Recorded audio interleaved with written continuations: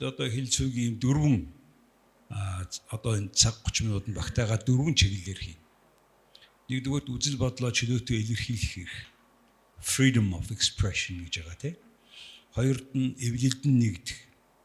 Тайван жагсаал цуглаан хийх хэрэг. Гуравт нь хэвлэл мэдээллийн эрх чөлөө. Дөрөвд нь иргэдийн оролцоо ба улс төрийн намын хариуцлага. Энэ дөрвөн тулгуур зүйлгүүгээр бол Монгол улсын хөгжлийг ардчилсан үнд зүйлийг төсөөлөх ямар ч боломжгүй. Тийм учраас энэ гол та бүхний намын програмд орсон энэ намуудын төлөөлөл байгаа. Тэрийг оруулсан тэр байдал маа өнөөдөр ямар байна вэ гэдгийг ярих гэж байна. За ингээд эхнийхээ асуултанд оръё. Их хурл судалтай 5 намыг өрсөн. Нэг нам нь тодорхой шалтгаанаар хуваагдаж барьсан янз бүрийн шалтгаанаар хүмүүсээ хэрүүлж чадаагүй. За бусд нь энд байгаа. Тэгэхээр өнөөдөр бидний ярилцсан хилцүүлгийн гол зорилго бол байгаа ямиг бүгдээрээ байгаагаар нь яриад тэгээ цаашдаа яах юм бэ гэдэг дээр тодорхой үзэл бодолтой програмтай тарах байх найдаж байгаа. За ингээд эхний асуулт үзэл бодлоо чөлөөтэй илэрхийлэх талаар ярих гэж. За 25 онд хэд хязгааргүй сурвалжлагчид байгууллага RSF гэх байгууллага Reporters Sans Frontiers гэх. За энэ байгууллагаар дэлхийн хэвлэлийн эрх чөлөөг гаргадаг. Энэ 180 улсаас 102-т орсон. За 8 жилийн өмнө буюу 2017 онд бид 69 дугаар байранд байсан. 69-с 102 руу 8 жилийн дотор ухарсан. Сэтгүүлчийн аюулгүй байдал гэдэг дээр хамгийн доогуур оноо авсан. За мөн VDAM гэж бас индекс байдаг. Freedom of Expression Index гэх. Энэ Gothenburg, Шведийн Готенбургийн их сургуулийн гаргасан энэ их нэр хүндтэй бас индекс. Энүүгээр бид 8 жилийн өмнө 0.9 оноотой байсан. Нэг нь хамгийн их гэвэл 24 онд болохоор 0.69 болж буурсан. За ингээд энэ ардчил хөгжөөд байгаа юм бол Монгол яагаад ингээд энэ үзүүлэлтийг унаад идэг юм бэ гэж. За энэ нэг шалтгаан нь болохоор эрүүгийн хуулийн 13, 14 дугаар зүйлийн заалт байгаа. Худал мэдээлэл тараасан гэдэг. Spreading false information гэдэг юм заалт байгаа. За энэний эсрэг одоо сэтгүүлчдийн эсрэг их олон нэхэмжил гарсан. Тэр нэхэмжлийн ихэнхийг 50-аас 70% илүү гэсэн үг шүү дээ. Улсын их хурлын гишүүд өндөр албан тушаалтнууд болон засгийн газрын байгууллагуудаас гаргасан. Энэ заалтыг 2025 онд 2025 онд үндсэн хуулийн үндсэн хуулийг зөрчсөн байна гэж үзсэн. Тэгээ одоо их хурл дээр энийг хилцэх ёстой. 25 оноос хойш энэ хууль чинь ингээд агаарт яваад шүү. Гэхдээ хууль хэрэгжиж байгаа. Гэхдээ энийг буруу байна гэд үндсэн хуулийн хэлсэн боловч их хурл дээр хилцээгүй байна. За тийм учраас би одоо улс төрийн намуудын төлөөлөлд ингээд одоо захаас нь ахуулаад тавья л да. За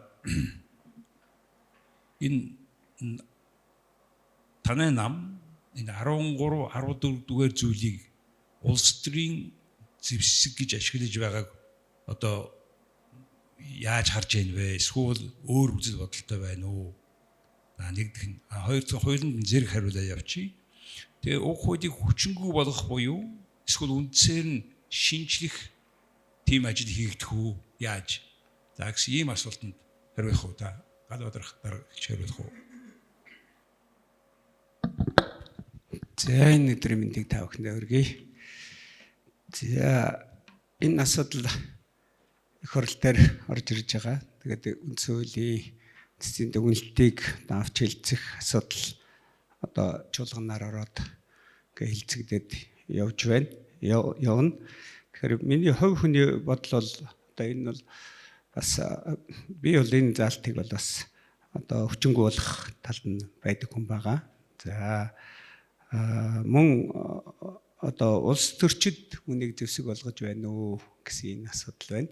Тэгэхээр үнэхээр хэвлэлийн эрх чөлөө хэвлэлээр бол одоо бид нэр ялангуяа улс төрчид бол бие бинийгээ намдаг, бие бинийгээ үтгэнд оромжилдог энэ асуудал бол одоо хэрэг сэтэрж байгаа. Тэгээ одоо ерөөсөө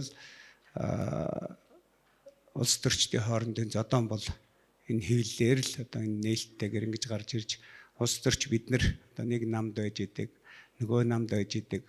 Бидний хувьд бол энэ мэдээллийг хаанаас олж авдаг вэ гэвэл ерөөсөө л бас л хамгийн их анхдагч их үүсэм рүү маань энэ сошиал дээрх мэдээлэл байдаг. Тэгээ сошиал дээрх мэдээллээр олж аваад дараа нь одоо мөрөөр нь асуудлыг тавьж энэ асуудал үнэхээр бодит байгаа юу? Энэ одоо ямар үндслүүд байна гэдгийг бол зарим талаараа бол асуудаг, бүлэг дээрээ ярилцдаг.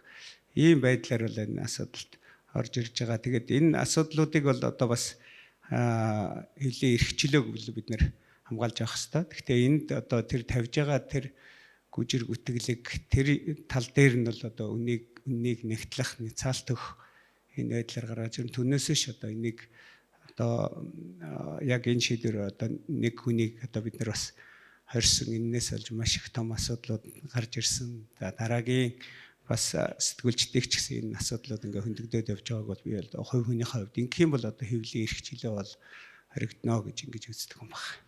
За өдрийн яг энэ үжил бодлоо илэрхийлэх, үг хэлэх эрх чөлөө хоёр бол жоохон ялгаатай. Үг хэлэх эрх чөлөө бол тодорхой үг, текст, амаар хэлсэн үг, текст эсвэл видео ч юм уу тэрүүгээр дамжаад өөрийгөө илэрхийлдэг тэр юугаараа үгээр илэрхийлэгдэж байгаа гэсэн хэлж байгаа. Тэр freedom of expression гэдэг нь бол арай өргөө утгатай. Тэр нь бол уран бүтээлүүд, кино, төрчлөг урлагийн бүтээлүүд, музикийн бүтээлүүдээр дамжуулаад өөрийгөө илэрхийлэх. За дээрээс нь дахиад эвлэлтэн нэгдэж чагсаа зөвлөн зохион байгуулагч бас нэг хэсэг нь бас давхцдаг юм хоёр өөр ойлголт байгаа. Манайд бол энэ хоёр ойлголт аль нь нэг нь тэр ялангуяа тэр өөрийгөө илэрхийлэх, үжил бодлоо илэрхийлэх гэдэг өргөн хүрээнд навж үзэх юм бол Монгол улс бол уран бүтээлчтэй хувьд ч хэвлэл мэдээллийн хувьд ч иргэний нийгмийн байгууллагын төлөөлөл хүмүүсийн хувьд ч иргэдийн хувьд ч гэсэндээ занал хэлэлтээр амьдарч байгаа гэж шууд хэлж болно.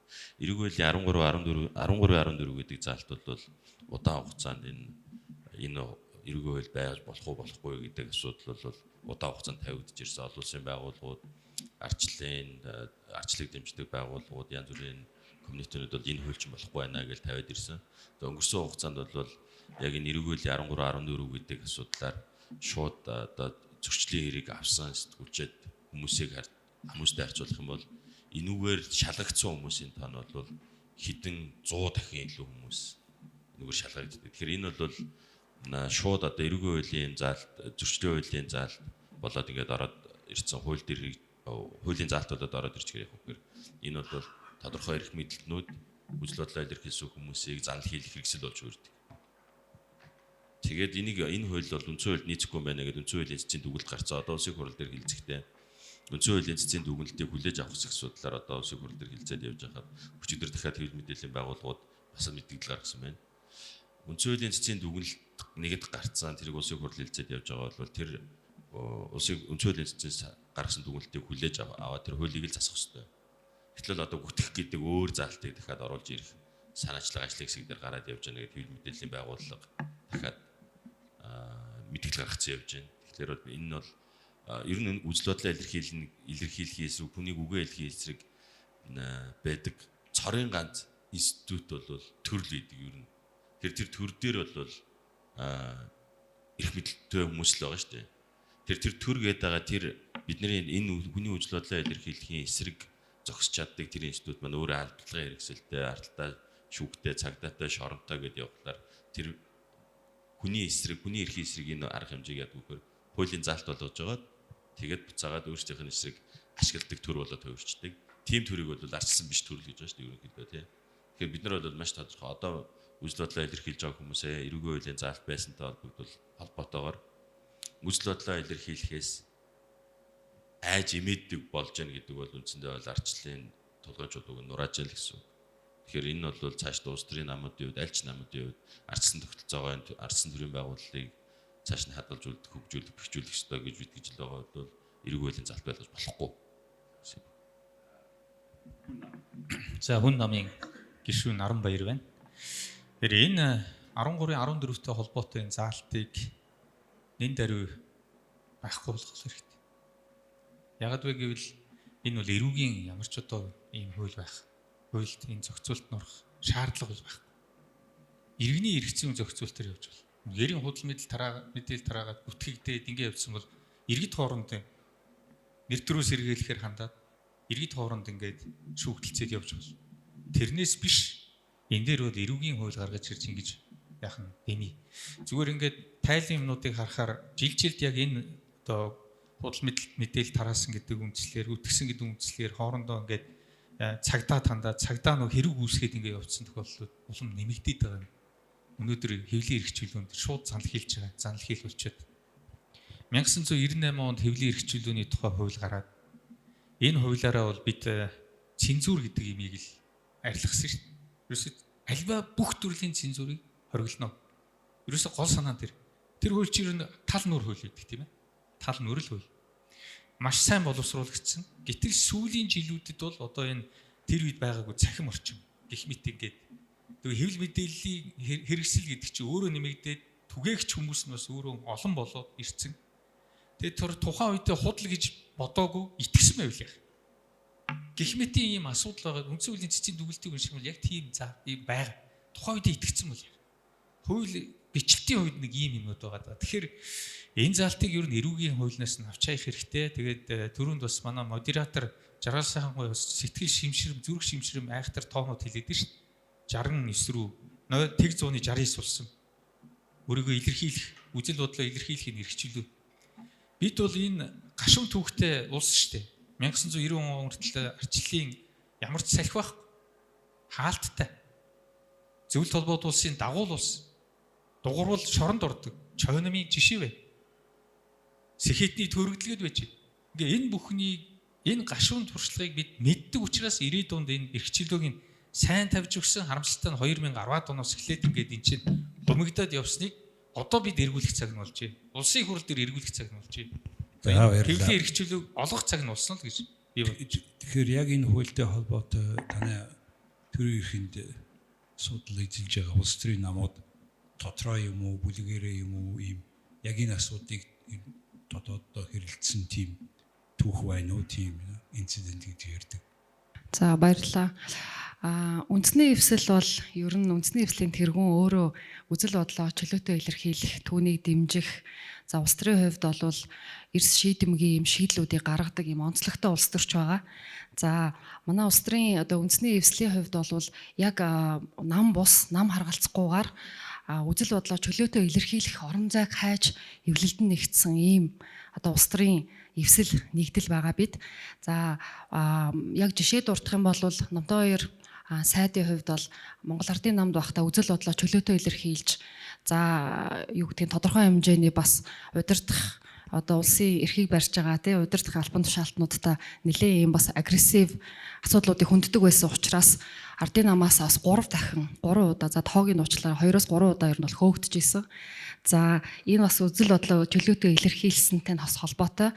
За ундраа гишүүн байна. Ундраа гишүүний хувьд ч гэсэн тухайн үеийнхэн хэрэглэхийн сайд нэгэн хэсэг бас те одоо Монгол Ардын намын дарга ерөнхий сайд Оюун Эрдэнэ гэдэг хүнийг шүүмжилснээс болоод бас одоо дэвших болон те улс төрийнхөө хувьд бас хязгаарлуулж исэн. За миний хувьд бол Монгол Ардын намд бас нийслэлийн Монгол Ардын намын дид даргаар анхны эмэгтэй дид даргаараас ажилласан туршлагатай хэдий хэвлэл мэдээллээр одоо гараагүй ч гэсэн. За миний хувьд бол өөрөө одоо үзэл бодлоо чөлөөтэй илэрхийлэх улс төрийн намууд тэр одоо яг улс төрийн намын байрнаас одоо магадгүй Ардын намын цагаан байрнаас саарл байр руу одоо засгийн эрхийг барихаар юм уу төр удирдахаар орж байгаа хүмүүс зэг болол ер нь анханаас нь фильтрдэж сайн одоо хөгжүүлж бодлого тодорхойлох үзэл бодлоо чөлөөтэй илэрхийлэх тэдгээр хүмүүсийн санаа бодлыг бодлогодоо сайн тусгах энэ чиглэл рүү ажиллах бол сонирхолтой байсан. За тэгээд гэвчиг бас үзэл бодлоо илэрхийлэхэд улс төрийн том хүчин засаг барьж байгаа, төрийн эрх барьж байгаа намд бас үзэл бодлоо илэрхийлэх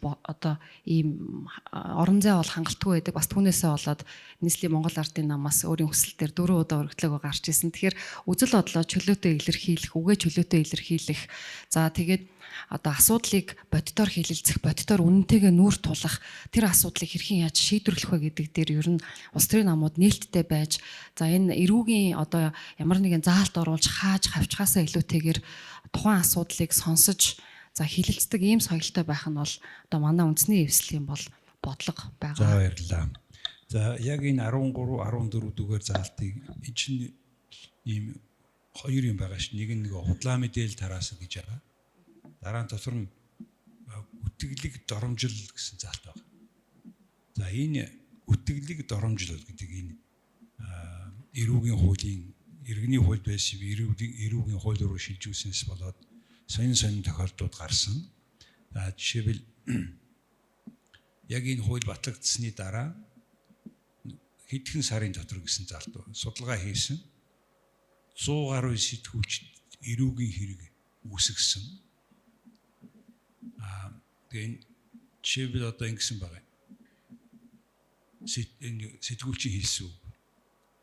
Сэтгүүлч би Архангай аймгийн засаг дарга мөнх насанг ажлаа аваад удаагүй ч бараг 15 удаа гадаад аялсан тухай бичсэн.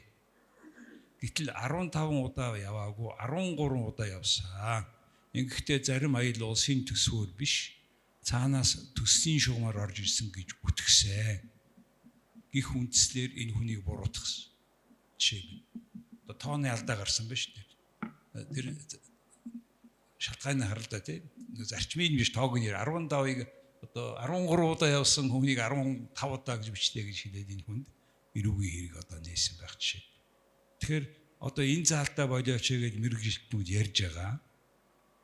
Эсвэл иргэний хууль руугаа буцаагаад өгөөч гэж одоо юм орон даяарын мөрөөлөө юм чиглэл гараад яваалаа.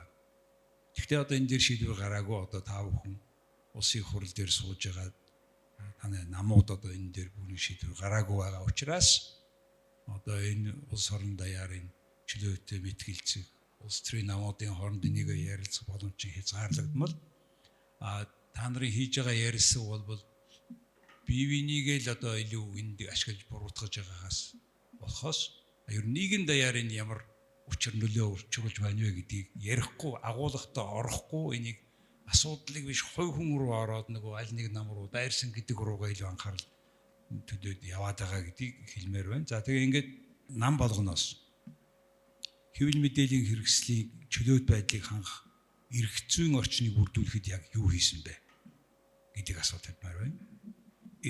Хэвлэл мэдээллийн хэрэгслийн чөлөөт байдлыг хангах талаар. За мөн яг энэтэй холбоотойгоор бас давхар асуулт нь эрх чөлөөний тухай хэвлэлийн эрх чөлөөний тухай хуулийг яагаад хэлэлцэхгүй байгаа юм бэ? Энэ хууль одоо батлагдахгүй байх нь хэнд ашигтай юм бэ гэж. Буюу хэвлэл мэдээллийн эрх чөлөөнийхөө хуулийг хизээ хэлцгийг тэгээ тэрэн дээр та намын бодлого юу байна вэ гэдээ асууя да. За миний одоо баруун талаас манаас асууя да. За миний хувьд бол улс төрчин хүн байгаа. Боловсролын салбарын одоо багш хүн. Багш боловсролынхаа талаар дуу хоолойгоо дуургаж явж байгаа одоо улс төрч болсон. За тэгээд шинэ гишүүний хувьд бол бүх хууль бүх одоо юунуудад дүрм журмуудад бас хөрөлцөхөд бол бас одоо орж ирж байгаа л чуулганаар орж ирж байгаа байнгын хороогоор орж ирж байгаа энэ асуудлууд дээр бас нэлээд төвлөрөөд явж байна. Тэгээд саяны үндсэн хуулийн одоо цэцэс гаргасан энэ шийдвэрийг бол хүндэж байгаа гэдгээ тэр хэлсэн. Энэ бол нэг эрүүгийн хуулиар яваад ах биш иргэний хууль руугаа орох ёстой гэсэн ийм хувийнхаа байр суурийг тэр бол илэрхийлсэн. Тэгээд зүгээр сая одоо жаргал улам маань хэлжээ л да Монгол Ардын нам бол ийм хаалттай байгаа гэдэг. Үндэ бол би одоо гишүүнээр хэлсээд их хурлын гишүүн болсон. Тэгээд намын гишүүн болсон. Миний хувьд бол тийм надад ямар нэг эрх чөлөөгөө дуу хоолойгоо илэрхийлэх, үзэл бодлоо илэрхийлэхэд бол ямар ч саад байхгүй. Харин ч одоо нам баг хурал их хурал дээр бол нэлээ их чөлөөтэй арчилтай. Би бол одоо бас гаднаас орж ирсэн хүний хувьд бол одоо энэ асуудлууд баг хурал дээр хаалттай хурал хийгдэн ингэн нэг нь одоо хэвлэлийнхнийг оруулахгүй гэдэг. Тэгээ энэ дээр одоо ямар зүйлүүд яригдсан бол гэж ингэж бодож байхад бол нэлээд чөлөөтэй арчилтай хэлдэг. Эргээд шийдвэрээ гаргахтаа бол юм нэгдсэн байдлаар бол нэгтгээд одоо цөөнхөө сайн сонсож байгаад ингээд гаргацдаг ийм зарчим бол одоо одоогийн миний байгаа Монгол Ардын нам дотор л байгаа гэдгийг бас хариуцлагатайгаар бас хэлье. За тэгээд мэдээж одоо энэ хэвлэлийн эрх чөлөөг л бид нэр бүрдүүлэх хэрэгтэй. Энэ бол зөвхөн нэг хүнийг гүтгээд оромжлоод ингээд явахтаа биш. Ялангуяа улс төрийн өндөр албан тушаал хашижсэн хүмүүс ингээд гүжир гүтгэлэг одоо энэ одлаа мэдээл тараах энэ төр бол одоо би ч гэсэн одоо бас одоо улс төрч болонгуудаа л одоо хилэгдэж үзээгээрээ бас хилэгдэжсэн энэ тохиолдлууд бас байгаа. Тэгээд энийг бол улс төрч хүн болгонд ирдэг зүйл гэж ингэж хэлсэн. Гэхдээ энэ мэдээлэл бол цаашаа нийгэмд очруулж байгаа хор хөнөөл нь маш их байд юм билээ. Би бол одоо жишээ нь боловсролыг шинжлэх тухай зүйл хийдэг одоо өөрөө сургууль байгуулад өөртөө олсон туршилгаа төрийн сургуулиудад ямар ч үн төлбөргүйгээр зөвхөн үйл ажиллагаа явуулах зардлыг гаргасныхаа төлөө одоо ашиг сонирхлын зөрчилд ороод маш их одоо хүчтэйгээр гүтгүүлээд тэгэхээр энэ дээр юу гэж ойлгож байгвал надад бол одоо тийм шинжил хийх энэ байдал нь ингээд зогсчихдээ юм. Гэхдээ энэ бол бас манай нам дотроос ч гарсан сөрөг намаас ч гарч ирсэн юм шүүмжил байсан. Тэгэхээр энэ шүүмжил энэ зүйлүүдийг бид нэр одоо цаг тухай бүрд нь одоо энийг нэгтлээд мухарлаад одоо би өөрөө Японд 7 жил болсон хүн л дээ. Нэг энэ асуудал ялангуяа улс төрчтэй холбогдсон энэ асуудал гарах юм бол хэдэн талаас нь бүр нэгтлээд үннүүгээд хэвлийнхэн байгууллагын бүр нэгтлээд ингэж ягаад үнэн мөнийн одоо жинхэнэ л дөрөвдөх засаглал гэдгээр ингэж олохгүй бол нэг мэдээлэлд автаад нөгөө талдаа ингээд аль талдаа шүү дээ. Заавал улс төрчдийн талд одоо амаа хөнхөлөө зогсож байгаа юм шиг нөгөө хэвлэл мэдээллийн талаас цацагж байгаа гүжиргүтгэлгийг ч одоо бид нэр эсэргүүцэд нэгтэлж явах тийм хүч чадал энд байхгүй байгаад байгаа нь харамсалтай. Тэгээд одоо тийм учраас энийг бид нэр одоо их л чөлөөтэй хэвлэлийн одоо эрх чөлөөний тухай хууль энэ хуулийг бас яаралтай хэлцэх ёстой. Энэ хуулийн дээрээс одоо маш олон сэтгүүлчид энэ хэвлэлийн одоо дуршлагатай хүмүүс бас их байгаа. Боловсролын бас их олон дуршлагатай хүмүүс орж ирсэн. Боловсролын лобби групп гаргаж ирээд ярихад асуудал маш өөр яригдж байгаатай адилхан хэвлэлийнхний ингэж гаргаж ирээд хэлцэх ёстой гэж ингэж л бодож байна. За одоо яг манай нам дээрээс хэвлэлийн эрх зүйн энэ орчныг сайжруулах тал дээр яг тодорхой ийм асуудлуудыг илж байна гэдэг мэдээлэл надад харахад хомсхон байна. За баярлалаа. За ардчилсан нам яг танай намынгүй яг юу хийж байна вэ гэдгийг хэлээрэй. Тэгээ ардчилсан намын улсын хурлд ардчилсан намын бүлэг дээр нам дээр ч гэсэн энэ эрүүг хуулийн сэтгүүлч нарт эрх хэрэг үүсгэж байгаа асуудлыг бол өндөө ярьж байсан бүлгийн шийдвэрч гарч ирсэн. Энэ толгойд ардчилсан нам энэ асуудлаар хэвлэлийн хуралж хийжсэн дангаараа. Тэгээд энэ би бас нэг юм зүгээр онцгойлоод хэлжмээрсэн гэж байна. Хэвлэлийн хэрэгжүүлэлтийн тухай хууль гэдэг хууль бол бидэрт бол хууль нь байж байгаа. Тунхагийн шинжтэй хууль байгаа хүмүүс зарим хүмүүс шүүмжилдэг. Гэтэ тэр бол хүн үзэл бодлоо чөлөөтэй илэрхийлэх хэвлэлийн нийтлэг эрхтэй тэрэнд нь бол төрөөс ямар нэгэн цензур тогтоож болохгүй. Төр хэвлэл мэдээллийн хэрэгсэл эзэмшиж өмчөж болохгүй гэсэн ийм л агуулгатай л хууль байгаа. Тэгээ энэ хууль нь бол хангалттай хууль. Яг бид гэж яах вэ гэхээр одоо жишээл өнгөрсөн хугацаанд бол одоо дөнгөж одоо өнөөдөр улсын хурал дээр хэлцэгдээд явж байгаа нэг хуулийг хэлээ л дээ. Гадаадын зээл туслам зээлийн ашиглалтын үр ашиг дэвшлүүлэх тухай хууль гэдэг нь бол ингээд яг бодохоор гадаадын зээлийн ашиглалтын үр ашиг дэвшлүүлэх юм шиг сонсогддог нэртэй доторх нь үзэх юм бол Монгол улсыг хоёр зүгтээ болох гэсэн хууль өргөн барьцаа одоо ингээд хэлцээ явж байгаа хэрэг. Тэр хуулинд ямар нэр өгөх нь чухал биш. Тэр хууль дотор юу бичиж байгаа нь амар чухал. Тэр 98 онд батлагдсан хууль бол тухайн үед Монгол улсын төрийн байгууллал, иргэний нийгмийн байгууллал, төрийн бас байгууллагын тухай хууль, хэвлэл мэдээллийн тухай хуулиуд батлагдчихсэн. Энэ хуулиуд нь тухайн үедээ хийгдсэн маш сайн шинжилгүүд байсан. Тэрийг хэвээр нь хадгалаад бусад энэ эрүүг хууль дээр байгаа залтуудаа авчихад болох байхаа гэж бодож байна. Би түрүү бас нэг юм хэлчихмээрсэн. Ер нь яагаад хүмүүс энэ худал мэдээлэл тараагаад байна, энэ хүнийг гүтгээд байна гэдэг энэ асуудлыг тавьдаг гэхээр энэ бол зөвхөн эрх мэдлэлтнүүдийн талаас гардаг ойлголч. Яагаад гэвэл үннийг нуух хэрэгцээ байгаа учраас төрийн албан тушаал дээр байгаа хүмүүс үннийг нуухын тулд хуулиа баталж агаад тэрүүгээр одоо яг хүнийг бол ингэж хамгийн эхлээд энэ бүх авторитар тоталитар дэглэлбүүдийн хийдэг ажил байхгүй. Эхлээд хууль батлаад хууль дээр эхлээд хүнийг занл хийлнэ. Эхлээд ер нь хүнийг худалдаж авах гэж үзэн чи дугаалчаач гэгээд ятгаж үзнэ. Худалдаж мөнгө санхүүгээр худалдаж авах гэж үзнэ. Өөр одоо албан тушаалаар худалдаж авах гэж үзнэ. Дараа нь бол занл хийлнэ, шоронд хийнэ гэж занл хийлнэ. Тэгээ болохгүй болохоор шоронд хийнэ. Тэгээд бүр болохгүй болохоор нь устгачдаг. Тэгэхээр бид нар бол зүгээр энэ ямар хэмжээний одоо манай энэ ардчлал маань хаашаа яваад байна гэдэг зүгчийг бол энэ хууль дээрээс харж байна. Хамгийн амархан ингээ харагдаж байгаа хуулиудын л нэг одоо нэргүй хуулийн залтаар яваад заалт болгоод яваад байна гэж чинь. Тэгэхээр одоо бид нар ингэж ер нь нийгэмд хэрвээ цөөнх нь олонхоос одоо ямар нэг үннийг нуух гээгүй шүү. Олонхын итгэл үнэмшил болцсон нийгмийн түгээмэл үнэн байхад хин нэг хүн тэрийг сорилтонд оруулж энэ худлаа байна гэдэг тэр одоо байр суурийг илэрхийлж байна гэдэг бол энэ бол нийгмийн хөгжлийн хамгийн том ихний шалтгаан болж идэг. Соёнгийн гэрлийн зууж ингэж хэлсэн. Өнөөдөр байж байгаа бидний ойлгож байгаа бидний үнэн гэж бодож байгаа ч гэсэндээ хин нэг хүн энэ хотлоо байна гэж хэлж чадж байгаа бол тэр бол бидний нийгмийн хөгжилд оруулж байгаа хамгийн үнэтэй хувь нэмэр. Тэгэхээр энэний эсрэг нам дээр яг юу хийгдэж байгааг нэ. Манай нам дээр тодорхой юуны үндсэн хуулийн цэцэн дүгнэлт үндсэн хуульд хандах процессоос нэглээд намын бүлэг дээр улсын хурлдах намын бүлэг дээр яриад энэ асуудлыг яриад үндсэн хуулийн зэсэд гомдлгараад явж байгаа хүмүүс гэсэндээ манай нам юмсаа нам дээр энэ асуудлаар хилцүүлэг зохион байгуулаад нүгэр хэвлэлийн урал хийгээд байр суурь бат илэрхийлээд явж байгаа. За баярлалаа. Хүн нам. За тэгэхээр хүн намын хувьд бол би нэг тодорхой факт бас хэлэхэд жишээлбэл хүн намын улс төрийн одоо зөвлөлд байдаг, удирдах зөвлөлд байдаг. За бүхий л улс төрчд байгуулагдсан цагаас хойш өдий хүртэл нэгж сэтгүүлчдээр гомдол гаргаж хэрэг үүсгүүлж ингэж зууралдаж байсан түүх баг. Одоо манай намын дарга дурчханд бол өнөөдөр ингээд үгээ таслуулаад гарчгийг нь дунд нь ингээд тавиад ингээд буруу ойлгохтоор ингэж олон нийтэд хүрчгээд тэгээд тэр ямар ч гомдол мэдүүлэхгүй байна. Энэ бол бас хүн намын барьдаг зарчим. Үг хэлэх, өөрийгөө илэрхийлэх эрхчлөө, хэвлэлийн эрхчлөө барьж байгаа. Энийг нь одоо хүндэтгэж байгаа нэг ийм зарчим. Миний бие ч гэсэн сайд байхдаа нэгч одоо сэтгүүлчийг одоо янз бүрийн байдлаар ярьж хэлж ямар нэгэн байдлаар хэрэг үүсгүүлж ирсэн түүх баг.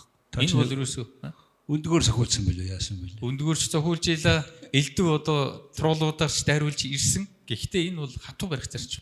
За баярлалаа. Тэгээ хоёрдугаарт бол бид бас энэ эрх чөлөөний энэ хэвлэл нийтлэхийн эрх чөлөө яг энэ хэвлэлийн эрх чөлөөтэй холбоотойгоор манай хүн намын зөвлөл гэж байдаг. Энэ зөвлөлөөрөө бид ярилцаж энэ асуудлыг бол дандаа эрх чөлөө талд нь шийдэх хэрэгтэй. Барууны үзэл баримталтай намын хувьд эрх чөлөөний асуудал хамгийн чухал. Бид бол эрх чөлөөг намынхаа үндсэн зарчим дээр ингээд тавьчихсан ийм нам учраас ийм одоо байр суурьтай байдаг юм аа. За баярлалаа. За манай хоёр дахь сэдв болохоор энэ эвлэлдэн нэгдэх жагсах эрх гэж байна. Right to assembly, protest laws, permitted zones гэдэг юм. Зөвшөөрлөлттэй тийм одоо зөвшөөрлийн бүс энэ төр гэдгийг ойлгож байгаа юм л да. Тэгэхээр ийм юм баях сонин. Манайд энэ жагсаал цуглаан хийх журам гэж анх 1994 онд гарсан байна. За энэ журам маань 2005 онд, 2017 онд, 2024 онд өөрчлөгдөд байсан. Тэгээ өөрчлөгдөх тоолондоо нөгөө жагсаал хийж болохгүй бүс нь нэмэгдээд байсан. Өнөөдрийн байдлаар Скватрийн талбай, нисэх онгоцны буудал, төмөр замын өртөө, холбооны төв байгууллагууд, цэрэг цагдаагийн газрууд одоо ийм холбогдох хуулиудад заагдсан холбогдох хуулиудад тусгагдсан бүх байршилд жагсаал цуглаан хийхийг хориглоно гэж. За бусад ардчилсан орнуудын дотроос манайх одоо жагсаал хийж болохгүй хамгийн өргөн бүстэй орн болж хувирсан. 21 онд биш нийт 51 жагсаалыг албад нь тараасан байна. Тэгээ нэг юм за би тодорхой хэдэн жагсаалыг болсны дараа тоо баримт байгаа. Тэгээ жагсаал цуглааны тухай шинэ хуулийн төслийг улсын хурал барьсан байгаа. 25 оны 1-р сар хэвлэл мэдээллийн шинжилсэн найруулгатай хуулийн төсөлтэй хамт. Тэгэхээр тэнд бол энэ байршилд суурилсан энэ ер нь байршилд суурилсан жагсаалыг хорих гэхээсээ илүү зөвхөн мэдэгдэл хүргээд явъя гэсэн уур амьсгал энэ хуулийн төсөл байгаа юм л да. Тэгээд одоо асуулт нь намуудаас яг энэтэй холбоотой эрх чөлөөтэй холбоотой энэ жагсах эрх чөлөөтэй холбоотой ямар байр суурьтай байгаа юм. Тэгээд тэр шинэ хуулийн мэдэгдэл өгөөд л тэгээд жагсах тэр үзэл санааг та бүхэн яаж харж байгаа юм бэ гэж асууя. За эхлээд танаас. Одоо улсын их хурлын 26 оны хаврын ээлжид жолгоноор бол одоо энэ хараахан орж ирээгүй байж байна. Тэгээд энэ жагсаалын би бол бас танилцж ирсэн. Тэгээд дэвшилттэй зүйлүүд бас нэлээд байна гэж ингэж бол харж байгаа. Тийм учраас бид нар бол энэ жагсаал цуглаан хийх эрх чөлөөний тухай хуулиа бол яаралтай батлах мэдээж хилцүүлгийн явцад бол нэлээд сайжруулах зүйлүүд одоо таны хэлээд байгаа тэр хорж байгаа тэр байршил югаар нь хорих тэр олон байршилтаагаараа дэлхийд одоо тэргүүлж энэ гэдэг ярьж штеп. Тийм судалгаа бол мэдэхгүй. Гэхдээ бол одоо хүмүүс хаанч бас юугаа илэрхийлж агсч яадаг. Одоо төрийн ордны зүүн хаалган дээр одоо 2 сар гаруул хүмүүс одоо дуу хоолойгоо яг л өглөө цагтаа ирээл цагтаа тараал жагсаал хийгээл ингээд байж гэн. За багш нарын эмч нарын жагсаалууд бол болсон. Огцроход амархан гэсэн жагсаалж боллоо. Тэгээ энэ зүйлүүдийг бол ингээ харж байхад бол хүмүүс ингээ аяндаа эвлэлд нь нэгдээд ингээ гарч ирээд ингээ жагсаагаад явж байгаа. Мэдээж жагсаалын зорилго нь одоо олон нийтийг өмүүлэх, одоо нийгэм докторгүй байдал үүсгэх зорилгоосоо өөр зорилго руу орох, өөр хүмүүс одоо утхан өмүүлэх жагсаалыг одоо зохион юунд оруулах энэ гэсэн ийм зүйл одоо гарч ирсэн учраас л жагсаалыг тарааж байна гэдэг зүйлүүд бол ингээд яригдсан. Тэгээ бидний хувьд ч гэсэн их хурлын гишүүд бол жагсаж яхад одоо багш нарыг жагсаж яхад бид нар гараад очиод уулзаад дуулааг нь сонсоод сайдууд нь очиод өргөн барьж байгаа, тавьж байгаа асуудлуудыг авч хилцээд тэгээ тэр дагуугаа орж ирээд хичнээн цагийн жагсаалт ийм зүйлүүдийг хийлээ гэдэг зүйлийг бол бид нар одоо байнгын хорон дээр одоо өргөдлийн байнгын хоронд би өөрөө байдаг. Тэгээ өргөдлийн байнгын хорон дээр бол энэ жагсаал цуглаан хийгээд тэндээс гарч ирсэн иргэдийг хүлээж аваад ингээ асуудлуудыг ингээд бас яриад явдаг. Тэгээ багш нар цалиа хийсэн за Наранбаяр сайд асан бол бас энэ төр тодорхой ярих бах. Тэгэхээр бидний хувьд бол одоо ийм жагсах эрхийг энийг бол чөлөөтэй мэдээж тэгтээ чөлөөтэй гэхдээ тодорхой энэ дүрмтэй журамтай ингээд явдаг. Тэр байтугай одоо энэ дээр жагсаалтыг хорж яахтаа биш, одоо хориглохдоо биш, одоо хамтраад явах. Одоо цагдаагийн байгууллагууд энэ төр бол бас нэлээд тийм уян хатан ханддаг бас хуулийн эрх зүйн хувьдаа бас тэр зүйл нь бас нэлээд бүрдсэн болов уу гэж ингэж бас харсан. Тэр одоо цаашид энэ шинэ хуулийн маш олон заалтууд үзэл баримтлал нь бол маш олон зүйлүүд ингээд тусгаад ороод ирсэн гэдгийг л та бүхэндээ бас хэлье. За баярлалаа. За ардчилсан нам.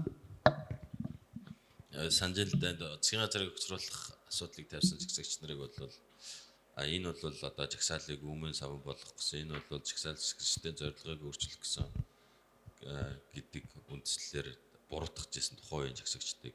Тэгээ жагсаал цуглааны зорилго юу вэ? Одоо жишээлбэл тухайн үед ажиллаа хий гэдэг жагсаалууд энэ бол ардчилсан оронд огт болдоггүй үзэгдэл. Энэ бол авторитар дэглэмийг магтан дуулагчдын магадгүй зохион байгуул тэгэл үйл ажиллагаа байж магадгүй.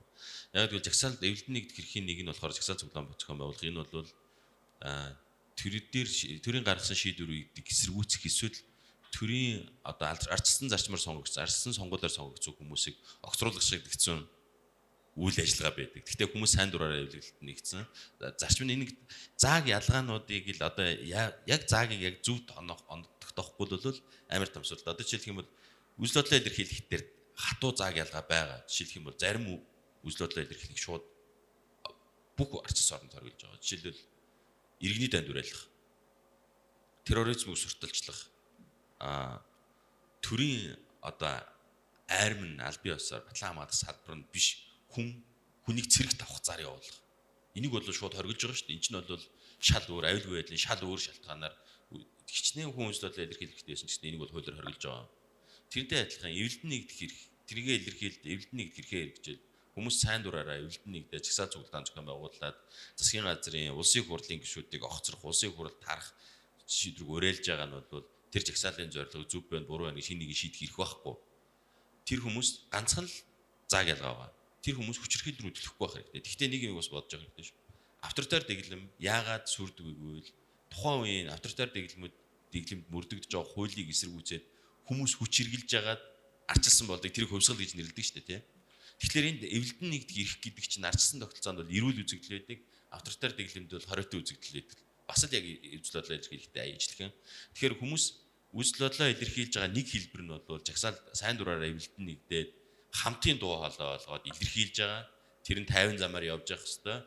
Тэгвэл дахиад нэг жижигхэн цаг нэг тодорхой цаг ялгаа байж. Жишээлбэл шүүхийн танхимын арчилсан төрийн байгууллагаар байгуулагдсан хууль ёсны байгууллага шүүх шийдвэрээ гаргахад нь жагсагчид орж ирээд үйл ажиллагааг нь өчнө бол ямар ч ирэх байхгүй шүү дээ. Тэрнтэй адилхан улсын онцгой объектууд жишээлх юм бол улсын нөөц сан хөмрөг байж байгаа газар руу жагсаал зохион байгуулах нэрийдлээр тэрний аюулгүй байдал хардах ч юм уу тийм. Төрийн байгууллагаар хууль ёсны байгууллага үйл ажиллагаа явуулж байхад тасалдуулахад чиглэгдсэн хүчирхийлсэн жагсаал цуглаан байгууллага зохион байгуулж байгаа бол тэрийг бол зогсооно хязгаарлаж үгэн тэрнүүдийг дэвсгэрнэ. Сүхбаатарын талбай гэдэг бол Монголын эрх чөлөөтэй арчилсан хувьсгал бий бол эхлэхдээ хүмүүс ирж цуглаад үзэл бодлоо илэрхийлжсэн талбай. Энэ бол Монголын үеийн иргэд арчилсан төрөө шүүмжлэхдээ магадгүй огцруулахыг уриалаад эвлэлтийн нэгдээд очиж жагсах нь нээлттэй байх хэвээр газруудынх нь нэг. Тэгэхээр энэ бол тэр зааг ялгааг нь тодорхой болгоогүйгээс шалтгаалаад хэтрүүлж хэрэглээд ингээд тэр эвлэлтнийг сайн дураараа эвлэлтнийг жагсаал цуглаан зохион байгуулах эрхийг хязгаарлах хэрэгсэл болгоод ашиглаад байна гэж бодож байна. За баярлалаа. Тэгэхээр энэ жагсаал цуглаан хийх эрхийн тухайд жишээлх юм бол шинэ хууль бол жоохон дэвшилттэй бас заалтууд байна гэж харсан. Одоо өргөн барьчаад байгаа. За энэ дээр бол ямар заалтууд байна вэ гэхээр нэгдүгээр тэр мэдэгдэл өгөөл жагсаал хийх эрх нь үүснэ гэж. Өөрөөр урд нь нэг дүүргийн засаг дарга эсвэл аймгийн сумын засаг дарга тэр жагсаал хийх эрхийг чинь барьчихсан. Зөвшөөрөл өгөхгүй бол наа чи хууль бус жагсаал гээд баривчлах, шууд албад нь тараах эрх нь төр талдаа хадгалагдчихсэн. А одоо бол харин мэдэгдлээ өглөө тэгээд жагсна. Зөвшөөрөх нь ерөөсөө хамаагүй.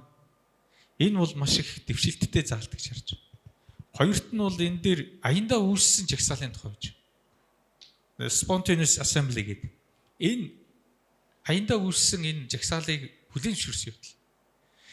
За 3 дугаарт нь тэр хоригдсан бүсүүдийг наривчиж оруулж байгаа явдал. Гэхдээ дөрөв нь бас модератор хэлж ийн 51 байршилгээд энийг уг нь хуулинд нь оруулж яг улсын хамгаалах ёстой объектуудыг л оруулна уу гэхээс биш ямар нэгэн байдлаар журмаар зохицуулныг бол наад чи шууд нийслэлийн засаг дарга, дүүргийн засаг дарга энэ хэдэн хүмүүсийн л гатурч байна.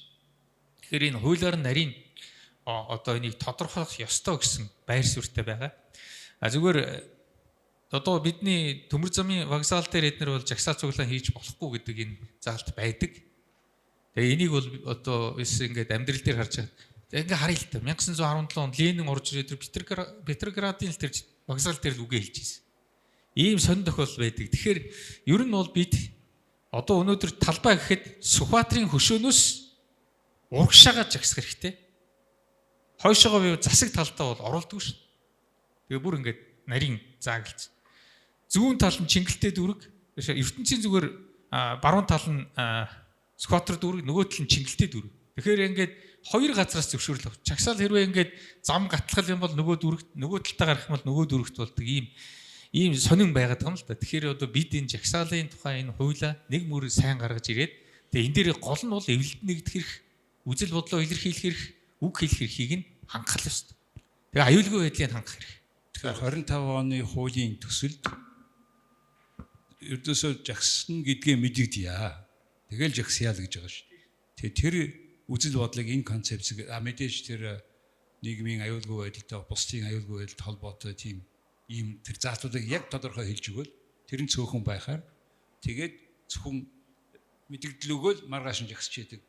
Тэр нь яагаад гэвэл гол шалтгаан тийм байж Францд одоо болж байгаа жагсаал бол яагаад мэдэгдэл өгдөг вэ гэвэл гол нь нэг зөвшөөрөлдөөч биш зүгээр нөгөө зам тээврийн хөдөлгөөн бусад хүмүүсийн хэвийн амьдралд яаж нөлөөлөх вэ гэдэг утгаараа л мэдээлэл өгж байгаа болохоос биш жагсан уу байна уу тэр хүм тэгэл жагсдаг юм байл тийм талбайгаас тийм талбайн хооронд бид ингэмээр байна гэд мэдэгдэхээр нөгөө хот нь нөгөө мэдээлэлдээ тий хаашаага ямар хөдөлгөөн энэ ийшээ гацсан шүү ингээд жагсаал болно шүү гэд одоо чинь одоо бид нарт одоо энэ хагас өдөр Улаанбаатар марафон болох гэж байна тий тэрнийхийг өчигдөр үндэсний телевизээр мэдэгдэж байгаа шүү дээ энэ газар чинь төдөөслийн цаг хаан шүү гэх мэтэр тий за тийм учраас би концепцийн хувь та бүхнийг мэдэгдэл өгөөд болоо тэгээ жагсаж болно гэсэн санааг энэ улс төрийн аваад дэмжиж байгаа гэж ойлгож болж байгаа зү.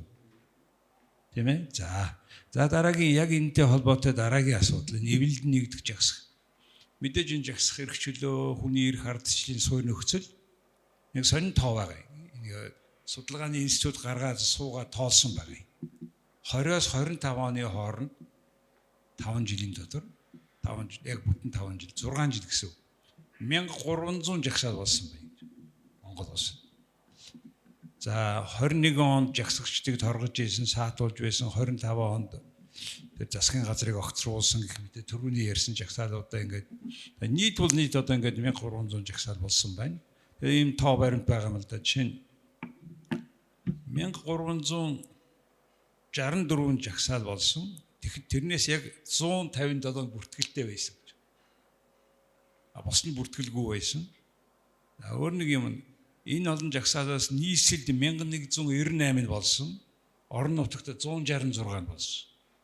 Нийслэлд 86% нь бүх жагсаалын 86% нь бүртгэлгүй байсан. Гэх мэтэр тий. Ингээ хот хөдөө ингэж жагсаж байна гэж. Тэгэхээр төрийн бус байгууллагууд гэж бас эвсэлт нэгдэх бас нэг байгууллагууд жишээ нь. Тэгэхээр жагсах нэг хэрэг. Жагсаал болгон чинь нэг хариу нэгж байгаа ш. Тэр хариу нь ямар вэ гэдэг нь үгүй болбол зүгээр л зорилгын зорилго чинь жагсах биш үү? Тэр жагсаалын чинь нэг шаардлага байгаа тийм ээ. Тэгээд тэрнийх нь хариуг тэр дандаа төр зэсгтэй холбоотой жагсаалууд л байгаа шүү дээ. Тэгээ энийг одоо тооцдог юм уу? Энийг одоо яаж хариу өгсөн бэ гэх түрүү Галбаатар захирал тодорхой ярьж шүү дээ. Багшд нартай гараад уулзаан гэж хэлж байгаа тийм ээ.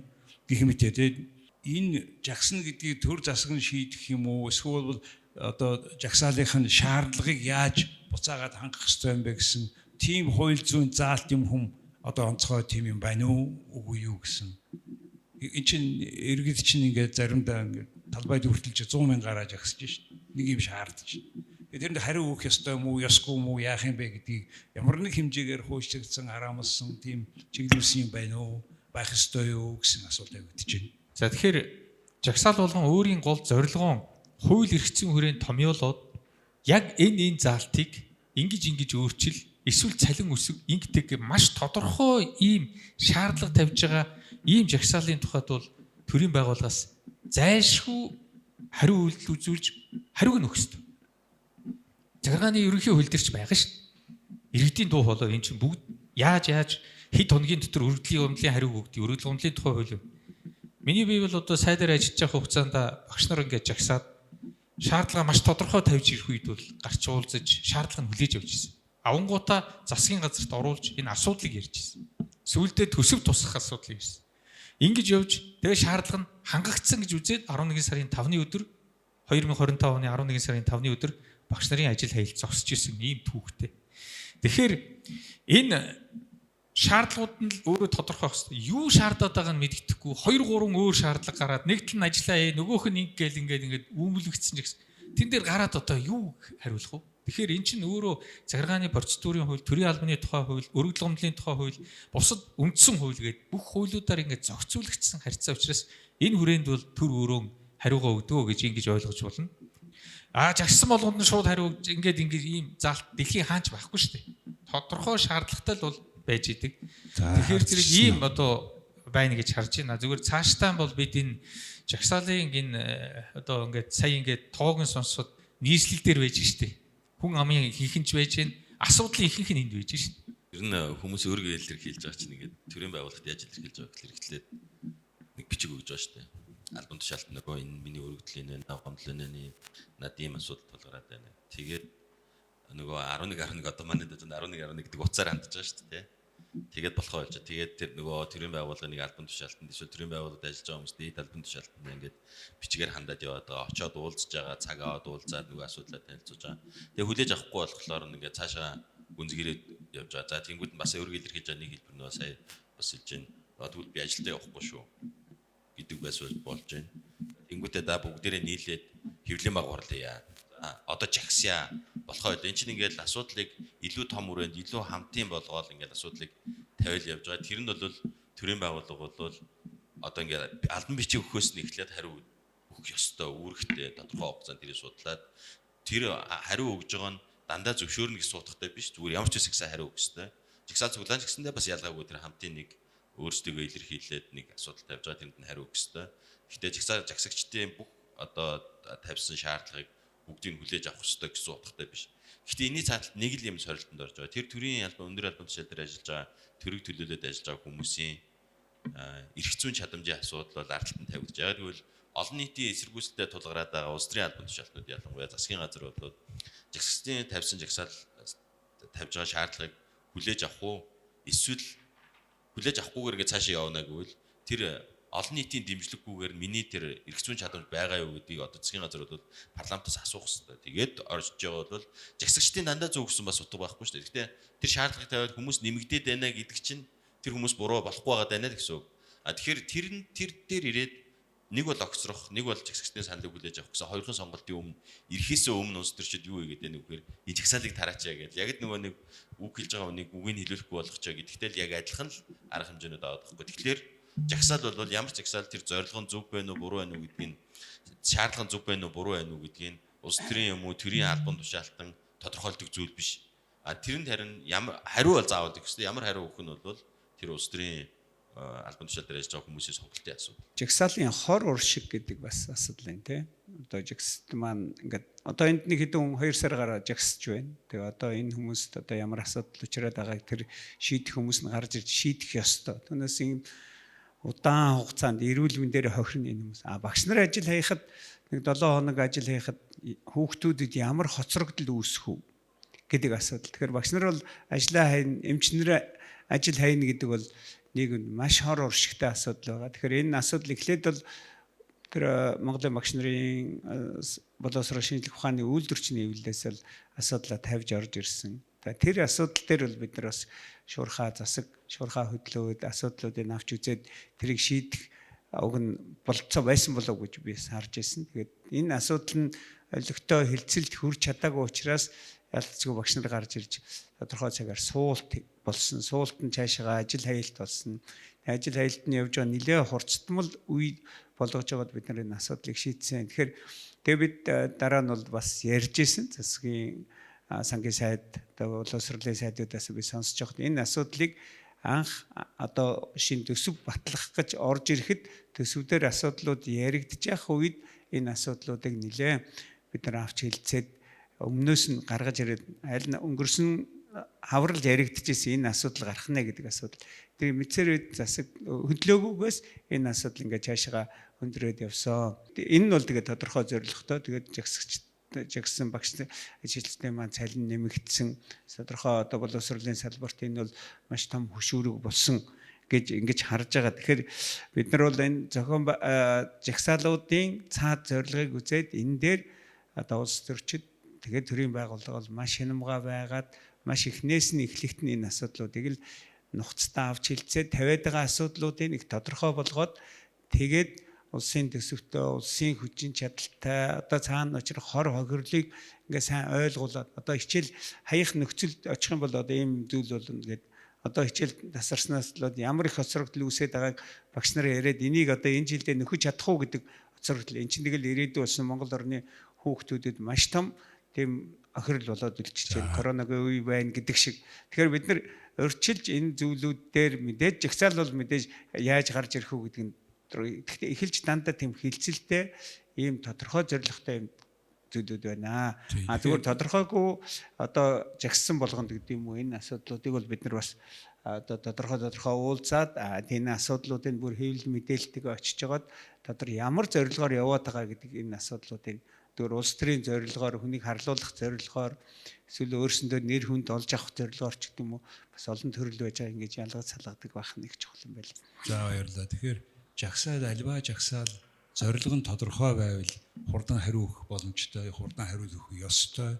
Тэгээд зорилго нь тодорхой мөртлөө хариу өгөхгүй удах юм бол жишээлбэл Кыргызстан гэдэг улс чинь 2 удаа парламент нөгөө жагсан хүмүүс хариу өгөхгүй байна гэсээр байгаа. Ороод тэр чигээр нь шатаагаад дээрэмдэх хулгайлах юм аваад ингэсэн ш. Дараа нь Непалд тийм юм болсон тийм ээ.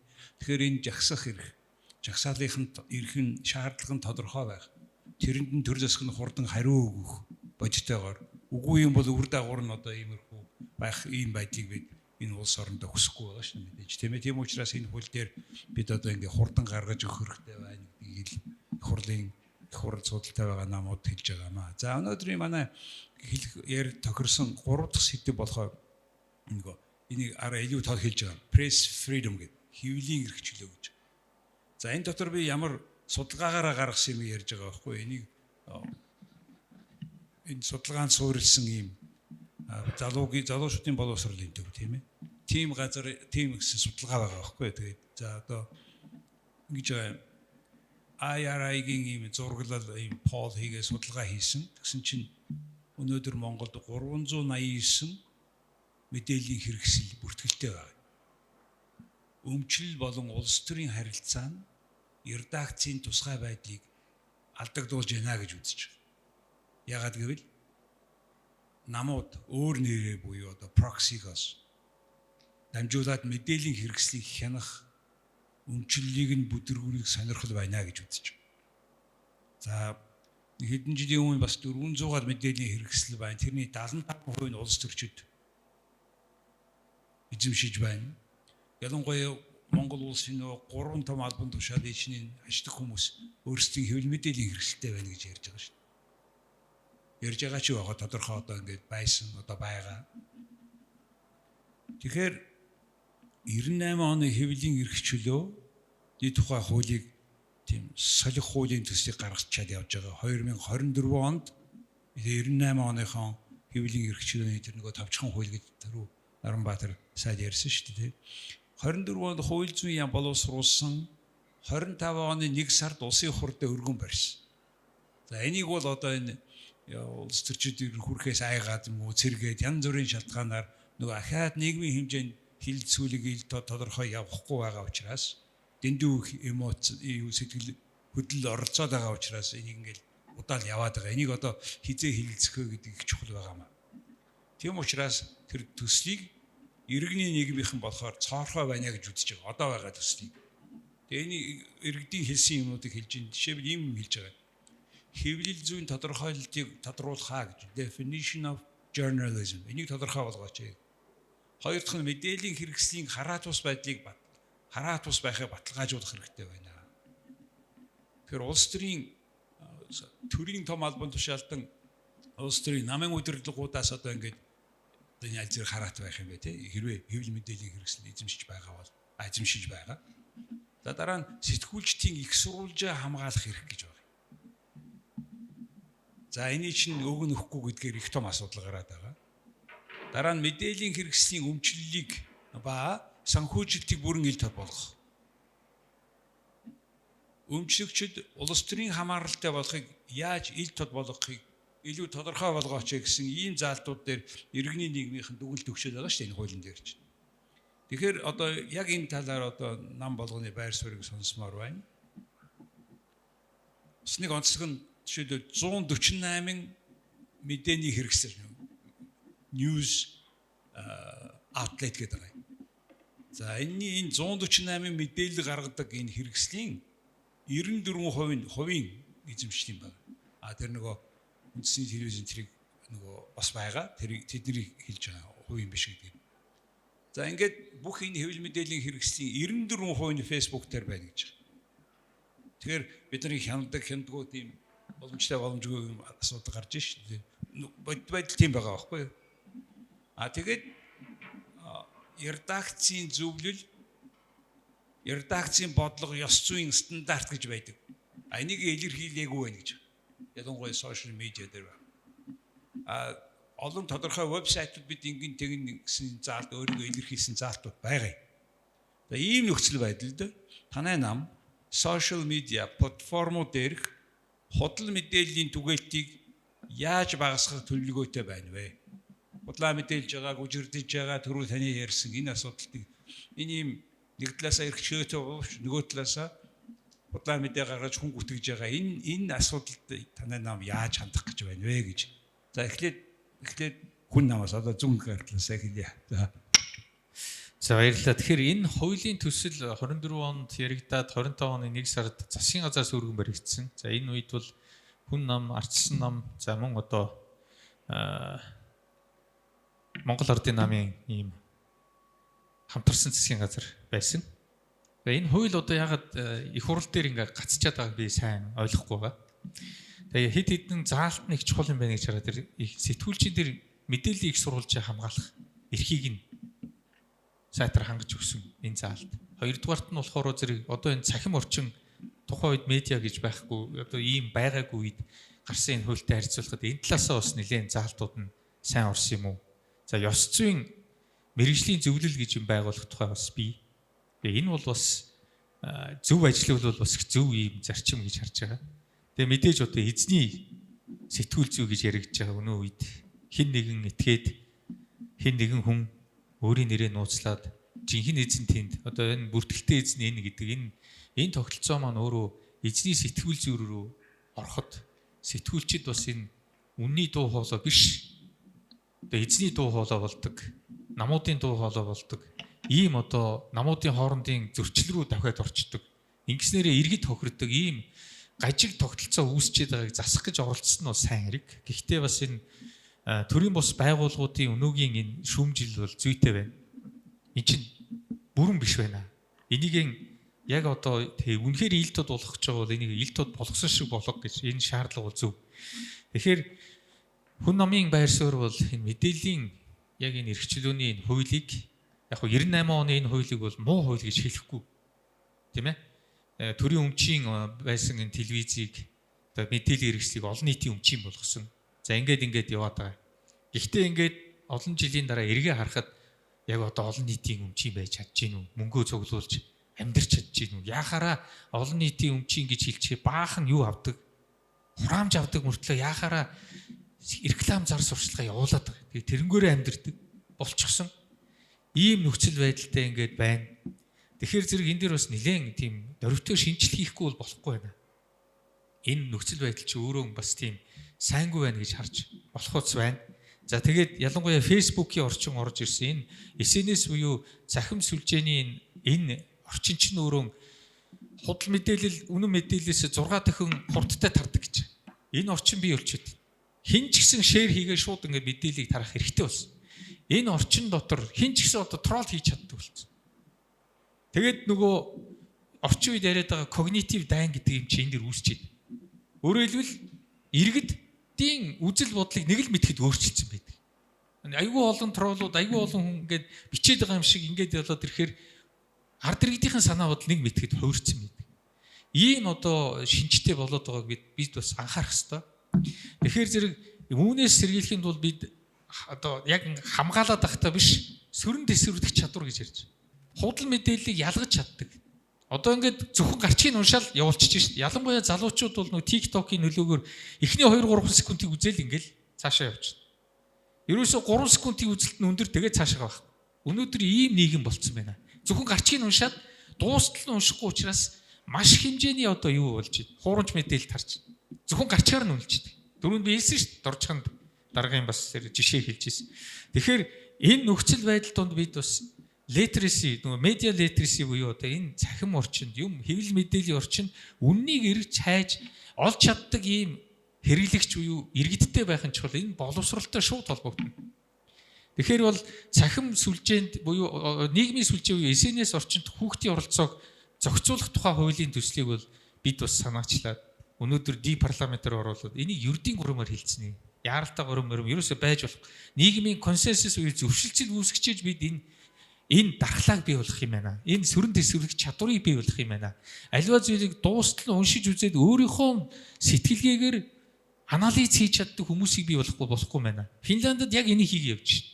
Ягаад гэвэл асар хөрш орнуудаас нөгөө дайнтай холбоотойгоор асар их хуурамч мэдээллийг цацаж оруулж ирдэг. Тэрийг бүрэн хаах ямар ч боломжгүй. Хаахан зөвхөн энэ бөндгөр дотор. Одоо энэ иргэдийнх нь сэтгэл зүй дотор нь энэ сэтгэлгээний дотор нь байна. Тэгэхээр энийг л бид бий болгохын тулд явахгүй бол өнөөдөр болохгүй нэ л гэж хараад байна. Яг энэтэй холбоотой Австралид 16-наас хүртэлх хүүхдэд Facebook-ийн, social media-гийн өөрийн аккаунт нээх, ашиглах хэрэглэхийг хоригдсон хууль гарсан. Тэгээ бусад орнууд нэлээд энд идэвхтэй хандж байгаа. Ягаад гэвэл насанд хүрсэн хүний нэг мэдээлэл өгөх нэг хэрэг. Хүүхдэд мэдээлэл өгөх өөр хэрэг. Тэгээ жишээлбэл одоо Монголд болж байгаа social bullying гэж яриад байгаа шүү дээ. Энийгээр одоо яг энэ нас орж байгаа хүүхдүүдийн тоо баримтыг гаргацсан яваад байгаа. Энэтэй холбоотой та боловсролын сайд байсан хүний хувьд ямар үзэл бодолтой байдгийг бид судалгаа хийгээд үзсэн юм аа нэг 2000 гаруй хүүхдэд. Тэгэхэд 2-оос дээш цагаар нийтийн орчин тэр дотор бүр Facebook, янз бүрийн одоо TikTok те энд байдаг хүүхд нь бараг 80%. Бүр ингэж. Тэгтэл нэгээс дээш цагаар иймэрхүү орчинд байгаа тэгвэл хүүхдийн аз жаргалын мэдрэмж эрс буурж ийн гэсэн юм судалгаа байна. Яаж юм тэгэхээр нөгөө бусдад өөрийгөө харьцуулаад ирэхээр аз жаргал болчихно. Хоёрдугаарт нь болохоор зэрэг их үр дүнгүй байгаад байна. Эцэг эхчүүдийн тавьж байгаа хяналт нь бид 350 гаруй эцэг эхчүүдээс асуухад 70 орчим үед мэдэхгүй гэж ярьсан. Тэгэхээр зэрэг энэ нөхцөл байдал донд бид өнөөдөр үнэхэрийн энэ сошиал дархлаатай ийм иргэдийг бий болгоё гэвэл Австралийн жишгээс суралцахаас өөр арга алга. Хамгийн сүүлд бас Индонез ярьчлаа. Франц, Герман, Бразил маш олон улс орнууд өнөөдөр энэ 16 хүртэлх настай хүүхдийг сошиал орчин буюу нийгмийн сүлжээнээс хамгаалах ийм хууль руу яваад ирлээ. Facebook ч гэсэн өөрөө хүлээн зөвшөөрч хэлж насны хязгаар байх юм. Дээр нэмээд тэгвэл Facebook энэтрийг хориглох юм бол оронд нь юу байх юм бэ? Энэ асуудал өөрөө Австралич хурцаар тавьж байна. За баярлалаа.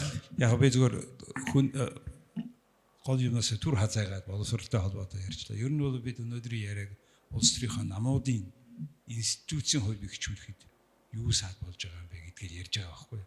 Тэгээд нөгөө ардчлалын нөгөө чивэл одоо энэ хэвлэл мэдээлэл жагсах энэ эрх рүү орч яриад байгаа юм л да. За манай ардчилсан намын үзэл бодлыг сонсъё.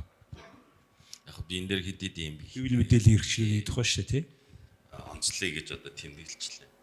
За мэдээж хэрэг манайд бол Монгол улс эхлээд чөлөөт хэвлэл гэдэг бол дөрөв дэх засаг гэж хэлээд байгаа шүү дээ. Энэ бол төрийг ил тод байлгах, төр юу хийгээд байгааг иргэд ойлгох, тэр мэдээлэл өгөх хамгийн чухал үүрэгтэй. Тэгээд энэ нь бол тэр арчилсан тогтолцоог хамгаалж яадаг нэг одоо хамгаалт юм а гэдэг.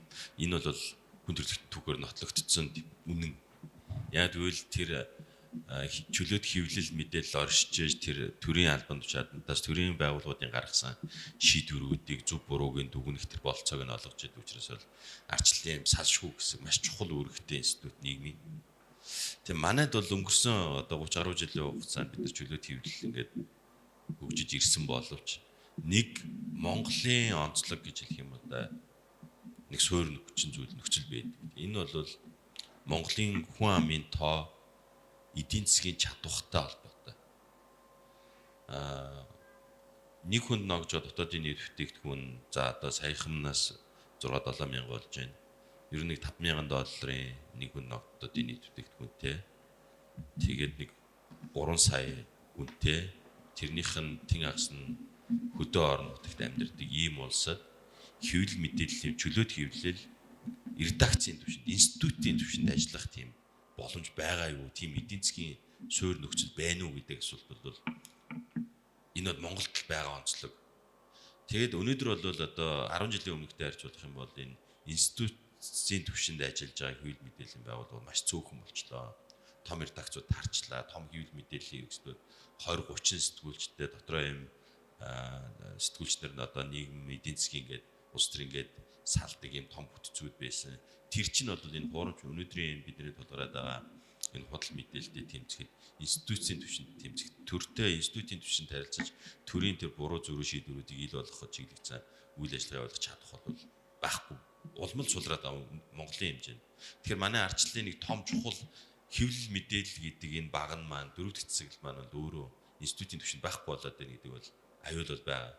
Тэгэд энэтэй холбоотой бид нар цаашд одоо жишээлх юм бол эндээс нэг юм харж байгаа. Яагаад би даасан эзэмшигчийн хамаарал гэж нэг юм байгаа. Төрийн хамаарал гэж хоёр юм шүү дээ. Төсвийн төр одоо шууд хэвлэл мэдээллийн хэрэгслийг эзэмшихгүй байгаа боловч өмчлөхгүй байгаа боловч татвар төлөгчдийн мөнгөөр төсвийн мөнгөөр тэднийг хижээгээд мэдээлэл үйлдвэрлүүлээд байвал яах вэ гэдэг асуулт. Тэгэхээр ийм би даасан тэр тохиолдолд хэвлэл мэдээлэл би даасан байх чадваргүй болоод байна шүү дээ. Тэгэхээр олон сая хүн амтай эдийн засгийн чадвархан дээгүүр байгаа улс орнууд одоо арчлал бэхжсэн байгаа улс орнууд яаж яах вэ гэхээр хэвлэл мэдээллийн хэрэгслүүд тэр төрийн болохгүй бүтэхгүй байгаа мэдээллийг олж авч хэвлснийхаа төлөө орлого олоод тэрэн дээр амьдраад байх боломжтой байгаад идэг. Монголд бол тэгж амьдрах боломж байхгүй болчиход. Тийм учраас улс төрчдийн хамааралд, төрийн хамааралд, татвар төлөгчдийн мөнгөөр одоо төрийн өмчит компаниудын мөнгөөр амьдраад байгаа учраас тэднийхээ эсрэг дуурах чадамжгүй болоод байна манай хэвлэл мэдээллийн байгууллагч. За хоёр дахь бас нэг том аюул гарч ирж байгаа эндээс бол хэвлэл мэдээллийн байгууллага гэдэг маань ер нь хэвлснийхаа төлөө орлого олж гин үү? Хэвлэхгүй байгаагийнхаа төлөө орлого олж гин үү гэдэг өөр асуулт гарч ирж байгаа. Энэ бол яг л саяны тэр санхүүгийн нөхцлөөс шалтгаалаад одоо жишээлх юм бол тодорхой нэг албан тушаалтантай холбоотой таагүй үннийг нь олж мэдээд хэвлжлээ гэж бодё нэг хэвлэл мэдээлэл ирсэл тийм үү? За Facebook дээр ч юм уу нэг сошиал нэтворк дээр 200,000 даагчтай байлаа гэж бодъё. 200,000 даагчаасаа тэр хүн орлого олж байгаа юу? Олж чадахгүй байгаа. Харин тэр таагүй үннийг хэвлүүлэхгүй байхын төлөө төлөх нь хэдэн 10 сая төгрөг төлөхөд бэлэн хүмүүс байгаа. Улс төрийн албан тушаалтнууд байгаа.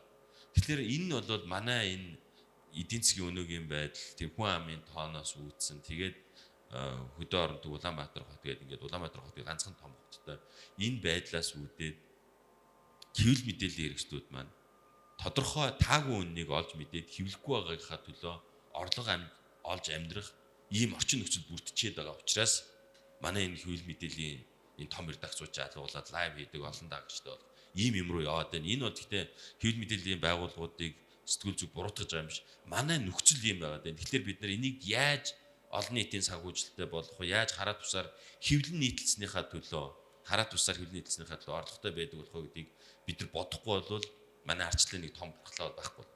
Хоёр дахь асуудал нь бол бас нэг орчин үеийн бидний тулгарч байгаа нэг амар том асуудал бол disinformation гэдэг ойлголт байна.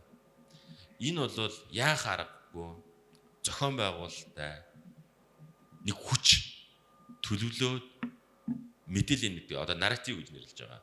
Хуурамч мэдээллийг бэлтгээд түгээд нэг механизм ажиллуулж байгаа. Энийг бол сошиал нэтворкийг одоо хэрэгсэл болгож одоо тэрийг тараад хэрэгсэл болгож ашиглаж байгаа. Тэр нь улс орны хувьд ч гэсэндээ хувь хүний хувьд ч гэсэн компани аж ахуйн бизнесийн хувьд ч гэсэндээ аюултай нөхцөл байдал үүсгэж байгаа. Гэтэ энийг бол хууль гаргаа шийдчихнэ гэдэгт би бол ерөөсөө огт итгэдэггүй. Энийг бол яг сая нарам садыг үний санааг нь хэлж байна. Энийг бол 90 сар бол оюун ухаанаар тунгааж чаддаг хэрсүү иргэд бий болж ээж энэний дархлааг бий болгоод энэс өөрсдөө Монголын нийгмийг хамгаална. Гэтэ энэс хамгаалах чагаад хууль батална гэдэг бол нөгөө үзэл бодлоо илэрхийлэх үг хэлэх чөлөө гэж хязгаарлах заалтыг давхар оруулж ирэх юм эрсдэлтэй учраас энийг бол бид нар олон нийтийн байгууллагууд бид нар өөрсдөө бий болгох ёстой гэж бодож байна. За баярлалаа. За манай ардын 8 үзэл бодол. Тий. За манай хоёр оролцогч маань их тодорхой ярьчлаа. Тэгэд би зүгээр бас одоо орж ирж байгаа хууль дээр бол хэвлэл мэдээллийг одоо хэрхэн энэ санхүүжилтийн байгууллагыг ил тод болгох вэ? За мөн мэдээллийн тэр их сурвалжийг одоо хэрхэн хамгаалах вэ? За редакцийн одоо энэ хараад бус байдал вэ? Мэргэжлийн байлгах талаас тийм захин мэдээлэл, захин технологийн ашиглах талаар энтергээд тийм дэвшилттэй зүйлүүд бол бас харагдж исэн. Тэгээ үнэхээр л одоо дөрөв дэх засаглал болох энэ хэвлэл мэдээллийн эрх чөлөөг бид одоо авч явахгүй бол үнэхээр Монгол улс бол төр нь бол ерөөс яг хэвлэл мэдээллээр л ажиллаа хийгээд байна. Хэвлэл мэдээллээр л хин сайн тэр хэвлэлээр зацаж гаргаж чадж байна. Хин олон хэвлэлийн редакцтай гэрээ хийж чадсан байна. Тэр хүний ажил их гэж харагдаж явдаг. Одоо ийм л болчиход байна. Тийм учраас бид нар зүгээр энэ яг бодит байдал дээр энэ хэвлэл ялангуяа энэ Facebook энтрийн залуучуудад ингэж одоо их өргөн хэрэглэх энэ боломжтой байлгаад байгаа энэ гэдэг энэ асуудал маань ер нь явандаа энэ хүүхдүүд маань ерөөсөө тийм юмд итгэл үнэмшил юмгүй болж явах юм байна. Тэгээ би зүгээр Япон улсыг харддаг юм байгаа. Бас Японд олон жил амьдарч ирсэн хүний хувьд бол маш их олон кабелийн телевиз одоо манайхаар хариул энэ одоо Univision гэдэг шиг ийм сувгнууд намайг оюутан байх үед л зөндөө байсан. Гэхдээ тэр эцэг эхчүүд нь ерөөсөө 5 сувг үздэг. 5 сувгийн дотор нэг боловсрал телевиз гэж NHK Education гэж нэвтрүүлэг нь байгаад тэрүүгээр өглөөний цайгаа уугаад гарах гэж байгаа тэр 7 цаг 30 минутаас 8 цагийн хооронд яг ширээн дээр сууж явах үед ямар бодлого гарах вэ? Орой оройд гэр бүлэрээ хоол идэж яхад ямар телевиз гарах вэ? Тэгээд цуврал гоё тийм драма гэж ярьдаг. Тэгээ нэвтрүүл гоё кино богино хэмжээний кино тийм сайхан түүхүүдийг үзүүлээд тэрүүгээрээ хүүхдүүд яг гэр бүлээр ингээд сууж явах үед нь үзүүл. Тэгээ явсны дараа ээж нь гэртээ байж байхдаа ямар сууг үзэх. Аав ирсэн үед яах вэ гэд зүгээр олон нийтийн телевизэн тийм байх жишээний. Тэгээ бусад телевизээр дандаа одоо юм цэгцтэй юм мэдээлэлүүд гэхдээ цаана кабель телевизүүд байж идэг. Энэ сонголт байж идэг. Энэ юм дээр нь бол мөнгө төлөөд авбал ав. Нөгөө талаасаа тэр эцэг эхчүүд мөнгө төлж авахаасаа илүү хүүхдэд чинь ийм хүмүүжил энэ юм энэ мэдээллийн хэрэгслээр очно гэдгийг тодорхой болгочхоор эцэг эхчүүд хүүхдэд одоо бодож байгаа ш хайрлж байгаа эцэг эхчүүд маань Монгол одоо бүгдээрээ нөхөдүүд маань болгоон байгаад байна яах вэ гэд. Одоо нэг гэртээ нэг жоохон юуг интернетийн хордгол ийм л юмруу л орж ш. Түүнээс тэр сувг нь цаанаасаа цэгцтэй ингээ явдаг. Тэгээ сургууль дээр ирдэг. Тэгээ сургууль дээрх үйл ажиллагаанд бол сургууль дотор тэр энийг одоо ч гэсэн маш цэгцтэй юм хямхтай ингэж хоригдсон ийм хуйлууд юунууд байдаг учраас энд хүмүүс байна. Одоо бид нар Монгол хүмүүсийнхаа энэ сэтгэлгээний хурдын энэ материалын хурд бид нар чинь байшин барилга бариад энэ мэдээллийн хэрэгсэл ингээл хөгжөөд энэ чинь нэг материалын хурд яваад байна. Энэ хурдыг хүн гэдэг хүний өөрийн хувь хүний тэр сэтгэлгээний хурд гэдэг чинь угаасаа нэг өсөлтөө өсөр нас бие сэтгүүгээс ингээ явдаг. Энэ онцлогтой нь тохируулж хэдийд нь ямар юм явах уу гэдэг энэ бодлогоор барихгүй л бол энд сул ингээд явахаар Одоо үе тэнгийн дээрлгэлтээс эхлээд машин хүчтэй асуудлууд ингээд яригадаад ирсэн. Залуу үе маань ямар зүйл гарч ирж байна. Ямар ч тийм төв үзэлтэй хүмүүс энд гарахгүй. Төв үзэлгүй байна гэдэг бол энэ хүмүүс бол маш туйшрамтгай хүмүүс гарч ирээд байна. Үнэн мөн ингэж ялгаж чаддаг тийм өөрийн гэсэн одоо шүүмжилт сэтгэлгээ энэ юм. Одоо олон улсууд дайн усаас эхлээд бүр ийм захим сургалтыг 21 гэж байгаа. Бүр энэ жилээс бүр тодорхой хэмжээнд бүр 21 гэдэг ингээд шийдэн гаргачихсан. Би одоо энэ чуулган дээр бас асуулт тавиад энэ манай Монгол өнөөдөр эргээд захим одоо эх жилийн хөрөнгө оруулалтууд баахан л одоо захим хэрэглээний мэдлээ сургалтынхаа тэр имрүүл их ороод байна. А өнөөдөр бид нар багш нарыг их сайн бэлдээд багш нарын үлгэр дуурайлалаар хүн тэр ёс зүйтэй байх тал дээр нөгөө талаас багш нь дамжуулаад тэр хүүхдүүдийг нэгтгэж чадсанаар тэр хүүхдүүдийн чөлөө цагийг зөв өнгөрөөх энэ цахим орчинд биш. Дугуулны секцээс эхлээд тэр амьдрах ухааны хөтөлбөрүүдэд хамт явахаас эхлээд бие биенээс нь суралцах зөв хандлага төлөвшлөлтөй хүүхдүүдээр амьдаар нэг сургах энэ ажлуудыг үйл ажиллагаа ингээ хийгээд явах энэ тал руугаа орох энэний хэвлэл мэдээллийн хөхүүлэн дэмжиж явах энэ яг бодит амьдрал дээрх явж яадаг энэ сайн түүхүүдийг сайн зүйлийг ингэж харуулж явдаг тал руугаа явах ёстой гэсэн ийм зүйлийг нэмжил. 2023 оны 1-р сард 3 жилийн өмнө Улсын хурал нийгмийн сүлжээнд хүний эрхийг хамгаалах тухай хуулийг баталсан. Энэ хууль уга баталсан. Гэхдээ ерөнхийдөө хориг тавьсан. Тий. За тэгээ энэ хуулиар бол ийм боломж өгж байгаа. Одоо засгийн газар сайд нарт интернетийн үйлчлэгийг зогсоох,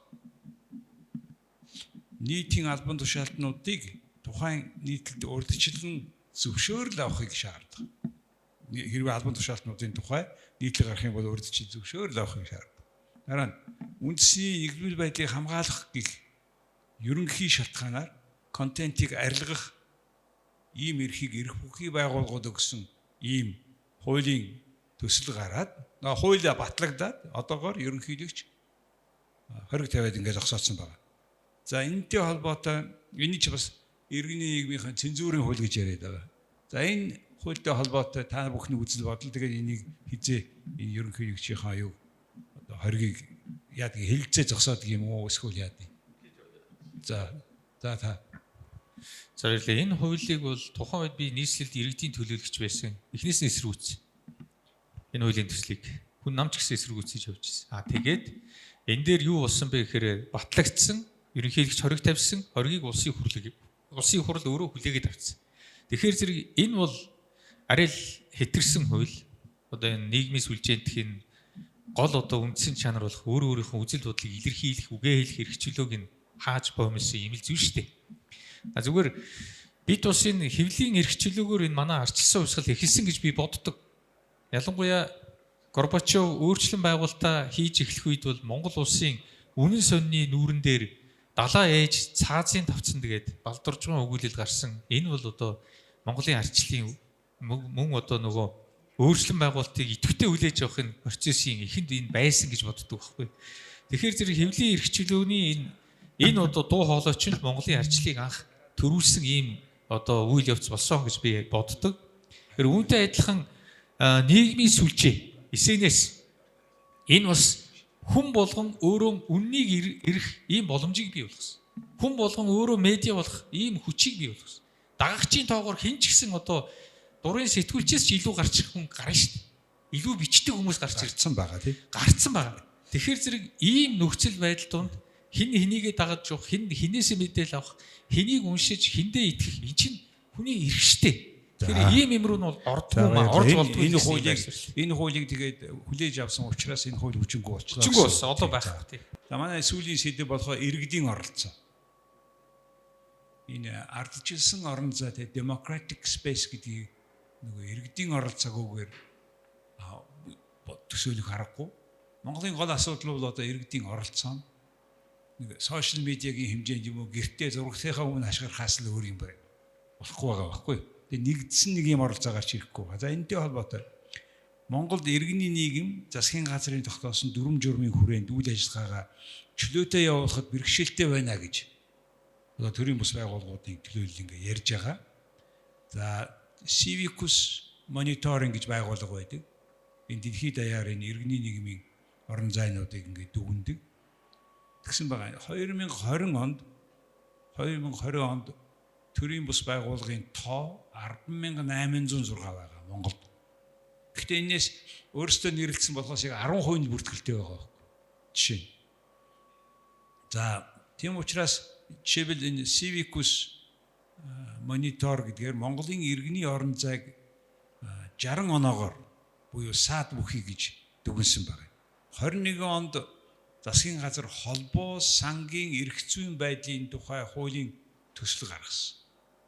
The Draft Law on Associations and Foundations гэдэг англиар хэлэх юм бол ийм хуулийн төсөл гаргацсан явж байгаа. За тэгсэн чинь төрийн бус байгууллагуудыг татан буулгах тийм тийм эрсдэл их нэмэгдээ гэж хүмүүс үзэж байгаа энэ хуулийн дагуу. За яагаад ирэх барьж байгаа намууд ийм хууль тогтоомжийг одоо тэгээ яах юм бэ? Энэ хууль тогтоомжид ямар хариу барих юм бэ гэж. Танай намын байр суурь энэ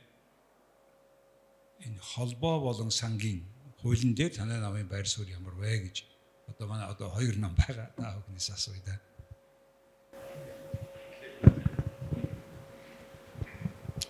Бид нар нөгөө арчилсан 1992 онд чинь үндсэн хууль батлагдаад тэгэл хамгийн эхлээд байсан бид нар чинь төрийн байгууллага арчилсан төрийн байгууллагынхаа хуулиудыг батлаад улсын хурлцгийн газар ерөнхийлөгчийн хуулиуд батлагдаа шүүх прокурорын байгууллага гэдэг төрийн байгууллагынхаа хуулиудыг батлаад араас нь батлсан хуулиуд нь бол мэдээж хэрэг бизнесийн байгууллагуудын хуулиус те компани тухай татврын багц хууль гэдэг. Тэгээд 3 дахь тэр давлгаан тухайн шинэ арчилсан нийгмийн байгууллагыг бүтээж байгаа учраас төрийн байгууллагын тухай хуулийг 1997 онд баталсан гэсэн нэгдэж байна. Тэгээ өнөөдрийг хүртэл тэр хууль хэрэгжээд явж байна. За мэдээж тодорхой өөрчлөлтүүд ороод явж байгаа. Одоо улсын хурал дээр сая өргөн баригдаад бас буцаад хилжүүлгийн дундаас буцсан бас нэг хууль байна. Мэргэжлийн нэгдсэн холбооны тухай хууль. Тэгэхээр энэ төрийн бас байгууллага гэдгийн ардтал дээр бол хоорондоо ялгаатай хоёр том институтийн хэвлэл мэдээллийн байгууллага арай жоох өөр. Гуруулаа энэ гурван хэлбэр гуруулаа төрөөс хараат тусаар үйл ажиллагаа явуулж явах хэрэгтэй. Эдгээр нийлж тэр иргэний нийгэм гэдэг юм бүрдүүлж байгаа. Нэг нь мэдээж хэвлэл мэдээллийн байгууллагууд. Хоёр дахь нь бол холбоо, мэргэжлийн холбоодууд, тодорхой салбарын эрх ашиг төлөөлдөг байгууллагууд. Энэ бол хагас засаглалын үр гүйцэтгэдэг байгууллагууд. Нөгөөх нь болохоор ашигын бус байгууллага. За тэрэн дотор нь ашигын бус сангууд байж байна. Ашигын бус үйл ажиллагаа явуулдаг. Одоо нийгмийн сайн сайхны төлөө үйл ажиллагаа явуулдаг хүмүүсийн одоо хүсэл тэмүүллийг илэрхийлж байгуулагдсан байгууллагууд байдаг. Нийгмийнхаа сайн сайханд хувь нэмрээ оруулах гэсэн байна. Энэ дотроос бол тэр холбоо гэдэг нь бол маш чухал институт юм байна. Энийг бол нэг жоохон онцолчих гэж бодож байна. Яг тэгэхээр тодорхой аль нэг салбар одоо багш нарын холбоо гэх юм уу, инженерүүдийн холбоо гэх юм уу, барилгачдын холбоо гэдэг энэ холбоонууд чинь бол хууль болгож батлахын оронд тэр салбарынхаа байгууллагууд хүмүүсийг төлөөлдөг институт нь дотоод зохион байгуулалттай байдаг. Тэрүүгээрээ хагас засаглалын үр гүйцэтгэдэг энэ институтуудыг бий болгох нь бол маш чухал. Яагаад гэвэл тэр чинь тодорхой хэсэг бүлэг хүмүүсийн эрх ашиг төлөөлж байгаагаас гадна тэр дотроо зохицуултуудыг хийж идэг учраас энэ бол арчилсан тогтолцооны засаглалын нэг юм салаам учир нь байгаа да. Тэгэхээр энэ холбоодууд бол сүүлийн үед бол үндсэндээ бол яасан гэхээр сүүлийн 10 гаруй жилийн хугацаанд энэ холбоодууд бол төрөөс мөнгө авдаг хэрэгсэл болоод хувирсан. Энэ бол амар аюултай үзэгдэл. Яагаад гэвэл манай иргэний нийгмийн байгууллагын том тулгуурыг институтийн хувьд яг түрүү хэвлэл мэдээллийн салбар хүнд байдалд орчод байгаа шиг устгachж байгаа үйл явдал болж байгаа. Яагаад тэгэхээр барилгачдын холбоо ийм төсөл хэрэгжүүлэгч ийм одоо барилгын компаниудаа ийм татаас өгч, хөнгөлтэй зээл өгч ингээд төрөөс өгж байгаа мөнгийг хуваарлдаг, дамжуулдаг систем болж хувираад байгаа чинь цааталтаа Монголын иргэний нийгэм гэдэг энэ бидний нэрлээд байгаа юмны чинь нэг тулгуур тэр хагас засаглалын үр гүйцэтгэдэг засгийн газараас гарч ирж байгаа батлагдж байгаа хууль, тогтоол, шийдвэрүүд, улсын хурлаас гарч байгаа шийдвэрүүдийг энэ чинь хүмүүсийн эрх ашиг хөндөд байна гэж саналаа өгдөг. Тэгээд тэр дотроо зохицуулалтаа хийж авч яадаг, тэр шудраг өрсөлдөөнийг дэмжиж яадаг, тэр хүмүүсийн эрх ашиг төлөөлж яадаг энэ институтуудад бид нар өнгөрсөн 10 жилийн хугацаанд устгachж байгаа. Энэ бол маш аюултай үзэгдэл иргэний нийгмийн талаас. Нөгөө талд нь ашигын бус талдаа бол бас манай одоо төрийн бус байгууллага, нийт төрийн бус байгууллага чинь нэг 80-90% нь бол ашигын бус үйл ажиллагаа болдог байгууллагууд байгаа. Тэгээ энэ дотроо тэр сангууд бол маш чухал үүрэгтэй. Одоо энэ сангуудын ардтал дээр эрүүл мэндийг дэмждэг, боловсролыг дэмждэг, чөлөөт хэвлэлийг дэмждэг, одоо инженерүүдийг сургаж бэлтгэдэг энэ сангууд чинь энэ үйл ажиллагаач иргэний нийгмийн байгууллагуудыг энэ иргэний нийгмийн үйл ажиллагааг санхүүжүүлж яадаг санхүүжилтийн механизм хүн болгон одоо иргэн хүн гэдэг бол төрийн Монгол улсын улсад өрнөж байгаа нийгмийн улс төрийн эдийн засгийн үйл ажиллагаанд оролцож яж тэр хүн чинь иргэн гэдэг тэр нөгөө жинхэнэ одоо Монгол улсын иргэн гэдэг тэр ойлголт чинь бий болж байгаа. Тэгэхээр зөвхөн сонгуульд өгснөөр төрийн үйл ажиллагаанд оролцлоо гэж ойлгодог бол өрөөсгөл төрийн үйл ажиллагаа сонгуулийн бус үед үзэл бодлоо илэрхийлээ, дуу хоолойгоо санд хүсэлтэд уламжлаад ингээд төлөөлөгчөөрөө дамжуулаад ингээд байнга оролцож явах хэвээр. Иргэний нийгмийн байгууллагад тэр үйл ажиллагаанд нь оролцоод, засагдагт нь оролцоод, нөгөөс нийгмийн сайн сайханд нь оролцоод, зарим тохиолдолд талааснасаа хандив өгөөд те энэ нийгмийнхаа үйл ажиллагаанд ингэж оролцож яж бидний энэ хамтын нийгэм чинь одоо нийгэм нэгдэлтэй хөгжил дэвшил чиглэсэн юм хамтын бүтц болж хуурна. Тэгэхээр одоо бид нар харамсалтай нь үл яаж яах вэ гэхээр нэгдүгээр арчилсан төрийн байгууллага маань маш хэврэг болчлоо. Хоёрдугаар иргэний нийгмийн байгууллагын гол институтүүд дахиад хэлэхэд тэр чөлөөт хэвлэл гэдэг институт маань байна уу? Тэр холбоо гэдэг институт маань байна уу? Тодорхой одоо эрх ашигын төлөөллийг нэгт төлөөлж яадаг энэ институтууд байна уу? Тэгэд энэ санхүүжилтийн механизм иргэд сайн дураараа тэр нийгмийнхаа үйл ажиллагаанд оролцохдоо хандив өгөөд ч юм уу оролцдог. Тэр нь одоо сургалтын тэтгэлэг болоод явж байдаг, эрүүл мэндийн үйл ажиллагаанд нь дэмждэг болоод явж байдаг, инженерүүдээ ирээдүйдээ бэлтгэдэг, те хяналт тавьдаг энэ институтууд маань чөлөөт хэвлэлээ дэмждэг энэ сангууд маань байна уу гэхээр байхгүй болоод. Тэгэхээр бид нар одоо яаж яах вэ гэхээр ерөөсөө л сонгуул гэж 4 жилд нэг удаа ирж саналаа өгснөөрөө төрийн үйл ажиллагаанд оролцож байна гэж бол энэ бол арчилт биш. Арчилсан механизм гэдэг бол өдөр болгон сонор сэрэмжтэй хэрсүү иргэд өдөр болгон төр маань авторитар болчихгоо тоталитар дэглэм үүсчихүү гэдгээс сэргийлдэг нийгмийнхаа эдийн засгийн нийгмийн улс төрийн үйл ажиллагаанд өөрийн биеэрээ болоо төлөөллөөрөө дамжуулаад эсвэл санхүүгээр ч юм уу үйл ажиллагаараа ч юм уу оролцох бололцоо нээлттэй бийж бид нар энэ хамтын нийгэм маань хөгжиж цэцэгдэн. Тэгээ энэ үндсээ бол бид нар хамгаалах ёстой гэж байна. Маш чухал сэдв. Одоо За баярлалаа. Харин юу нөгөө Роберт Патнам гэдэг нэг судлаачийн Making Democracy Work гэх тийм ээ. Арчлыг ажилуулах нь гэж манай туулахт бас орж ирсэн байсан. Ийм нэг бүтээл үүдэг. Тэрийг санаандаа сая бодсуулаа. Юу гэхээр хойд Итали, Умард Итали, Өмнөд Италийн хөгжлийн ялгаа яг чухам юунаас болоод байна гэдэг. Энэ иргэний нийгэм л. Итгэлцэл дээр гаргаж ирсэн бүтээл. Иргэний нийгэм итгэлцэл өндөртэй газар бол төрийн бус байгууллагууд олон байдаг. Тэр нь идэвхтэй байдаг. Үйл ажиллагаа явуулж байдаг. Тэр нь саадгүй байдаг. Тэр өнөөдөр 10 мянган төрийн бус байгууллага бүртгэлтэй байна гэж байна. Яг идэвхтэй үйл ажиллагаа явуулж байгаа санхүүгийн бие дааж байгаа нь хэд вүлээ? Маш зөв. Энэ ингээ ядуурах тусам Монгол улс ядуурна л гэсэн. Итгэлцэл нь ядуурлаа гэсэн. Энэ ядуурах тусам төр нийгмийг холбож идэг саарл зоон дээр байж идэг үйл ажиллагаа улам нэмгэрнэ гэсэн. Тэгэхээр иргэний нийгмийг иргэдийн оролцоог дэмждэг хамгийн чухал механизм бол өөрөө төрийн бус байгууллага. Энэ бол маш чухал ийм одоо зүйл. Тэгэхээр үүнийг бол төрийн зүгээс ч гэсэн саадл хийхгүй байх хэрэгтэй. Зүгээр тэгээ заавал санхүүгийн дэмж мэмж гэдэгтэй биш. Өөрийнхөө чиг үүргүүдийг илүү нарийн чиг үүргүүдийг тэр болгон орж хийж чадахгүй чиг үүргүүдээ мэргэжлийн холбоодод нь өгөх ёстой. Мэргэжлийн холбоодын тухай хууль гэж гарч ирээд тэрийг хийх гэж оролдсон байлаа. Гэвч мэргэжлийн холбоод нь өнөөдөр хідэн байгууллага өнөөдөр яг тэрийг авч явах хэмжээнд хүртлээр хөгжвөө гэдэг үс тусдаа асуудал. Энэ зүйлүүдийг бид бас энэ сүүлийн энэ 30 жилд арчил руу шилжснээс хойш одоо энэ дээр бол яг сайн анхаарал тавьж чадаагүй гэдгийг хүлээн зөвшөөрөх ёстой. Үндсэн суурь хуулиудаа эдэр хийхдээ энэ иргэний нийгмийн томруулах энд дэх одоо саадгүй чөлөөтэй ажиллахын боломжийг олох тал дээр бас төрийн зүгээс бол орон зайгаа тэр болгон тавьж өгөөгүй. Тэгээ 23 оны тэр хуулийн төслийг та хэлж шít тийм ээ. Модератор ярьж байна. Энэ бол иргэний нийгмийг боомлох хуулийн нэг болж байна. Шууд хянан, торгон, зогсоон, хаан, боон ийм л юм болж байна. Тэгэхээр энэ зүйлийг бол бид хүлээн зөвшөөрч болохгүй. Тэгэд өөрийнхөө жамаар яваад үйл ажиллагаа дуусгахыг бол дуусгал хэрэгтэй. Өөрийнхөө жамаар яваад хөгжиж байгааг нь хөгжүүлэх хэрэгтэй. Ийм одоо юутай тэгэд Монгол улс бид бол ер нь бол би юу гэж харддаг вэ гэхээр зэрэг жишээлбэл сөөхийн хууль. Сууц өмчлөгчдийн холбоо. Энийг ингээ харах юм бол шинэ хуулийнх нь шинжилсэн найруулгын төслийг харж байгаа ч гэсэн дүүргийн засаг дарга, аймгийн засаг дарга, нийслэлийн засаг даргагийн үүнийг бүртгэнэ гэсэн зөвшөөрөл болгоно гэсэн. Юу гэсэн үг юм? Энэ чинь иргэдийн өөрийнхөө санаачлахаар хийж байгаа төрийн хүрдгүү үйлчлэгийг тэнд хийж байгаа гол байгууллага. Ийм учраас одоогийн байгаа хууль дээр ч тэр шинжилсэн найруулга дээр байгаа ч тэр бүрдэх процессыг бол авч хаях хэрэгтэй. Ийм байдлаар бид иргэдийнхаа гол одоо амьдралд нь ойрхон байдаг сөөх энэ төрийн бус байгууллагын бас нэг хэлбэр. Ингээ явж явах ёстой юмыг дэмжих нь зүйн хэрэг гэж би хардаг.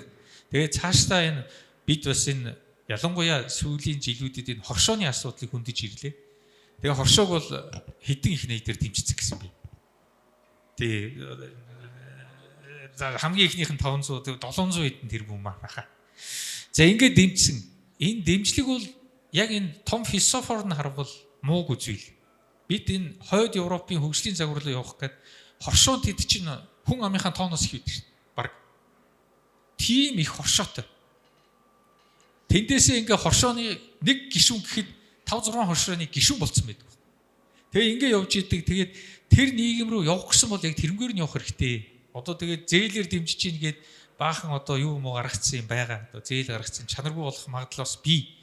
Тэгэхээр бид бас малчтын энэ өнөөдрийн худаг усаа янзлах дундын нэг өмч биш үү? Бэлчээрийн менежментээ хийхэд зориулсан хоршоог бол дэмжихийн зүйтэй. Гэхдээ олон талаас нь өнөөдөр гаргасан алдаагаа зам зуурт нь засаад ингээд иргэний нийгмийн бүрдүүлэх ажлыг л хийх ёстой гэж ингэж харж байна. Хот талдаа сөөх гэж юм байна. Хөдөө талдаа хоршоо гэж юм байна. Цаашдаа хоршоог дэмжсэн. Цаашдаа бид мэргэжлийн холбоодоос гадна энэ хоршоо гэдэг зүйлийг их дэмжиж явах нь зүйтэй гэж харж байна. Хоршооны түүхийг харахад мэдж байгаа шүү дээ. Анх тийм ээ.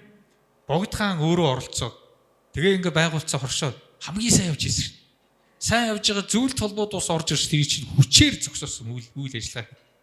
Ингэж явсан бид ийм түүхтэй ард түмэн гэдгийг л дахин хэлье. За энэ төр засгийн эрхийг авдаг төрийн бус ганцхан байгууллага бол нам. Тэгээд намын төрийн эрхийг авмагцаа нөгөө чинь төрийн хагас төрийн байгууллага болчихж байгаа байхгүй яа. Тэгвэл Монгол тэр тухайн улсыг ардчлалын энэ систем дотор улс төрийн намууд ийм онцгой үүрэгтэй. Тэр улс төрийн намууд гэдэг одоо энэ нэг институцүүд чинь яг үүргээ гүйцэтгэж байна уу үгүй юу? Юу болохгүй байна гэдэг талаар бид одоо ингээ өнөөдөр ярьлаа. Энэ дотроос бид хамгийн чухал юм нь нөгөө эхлээд энэ ардчлалын орон зай дотор энэ улс төрийн намуудын үүрэг юу?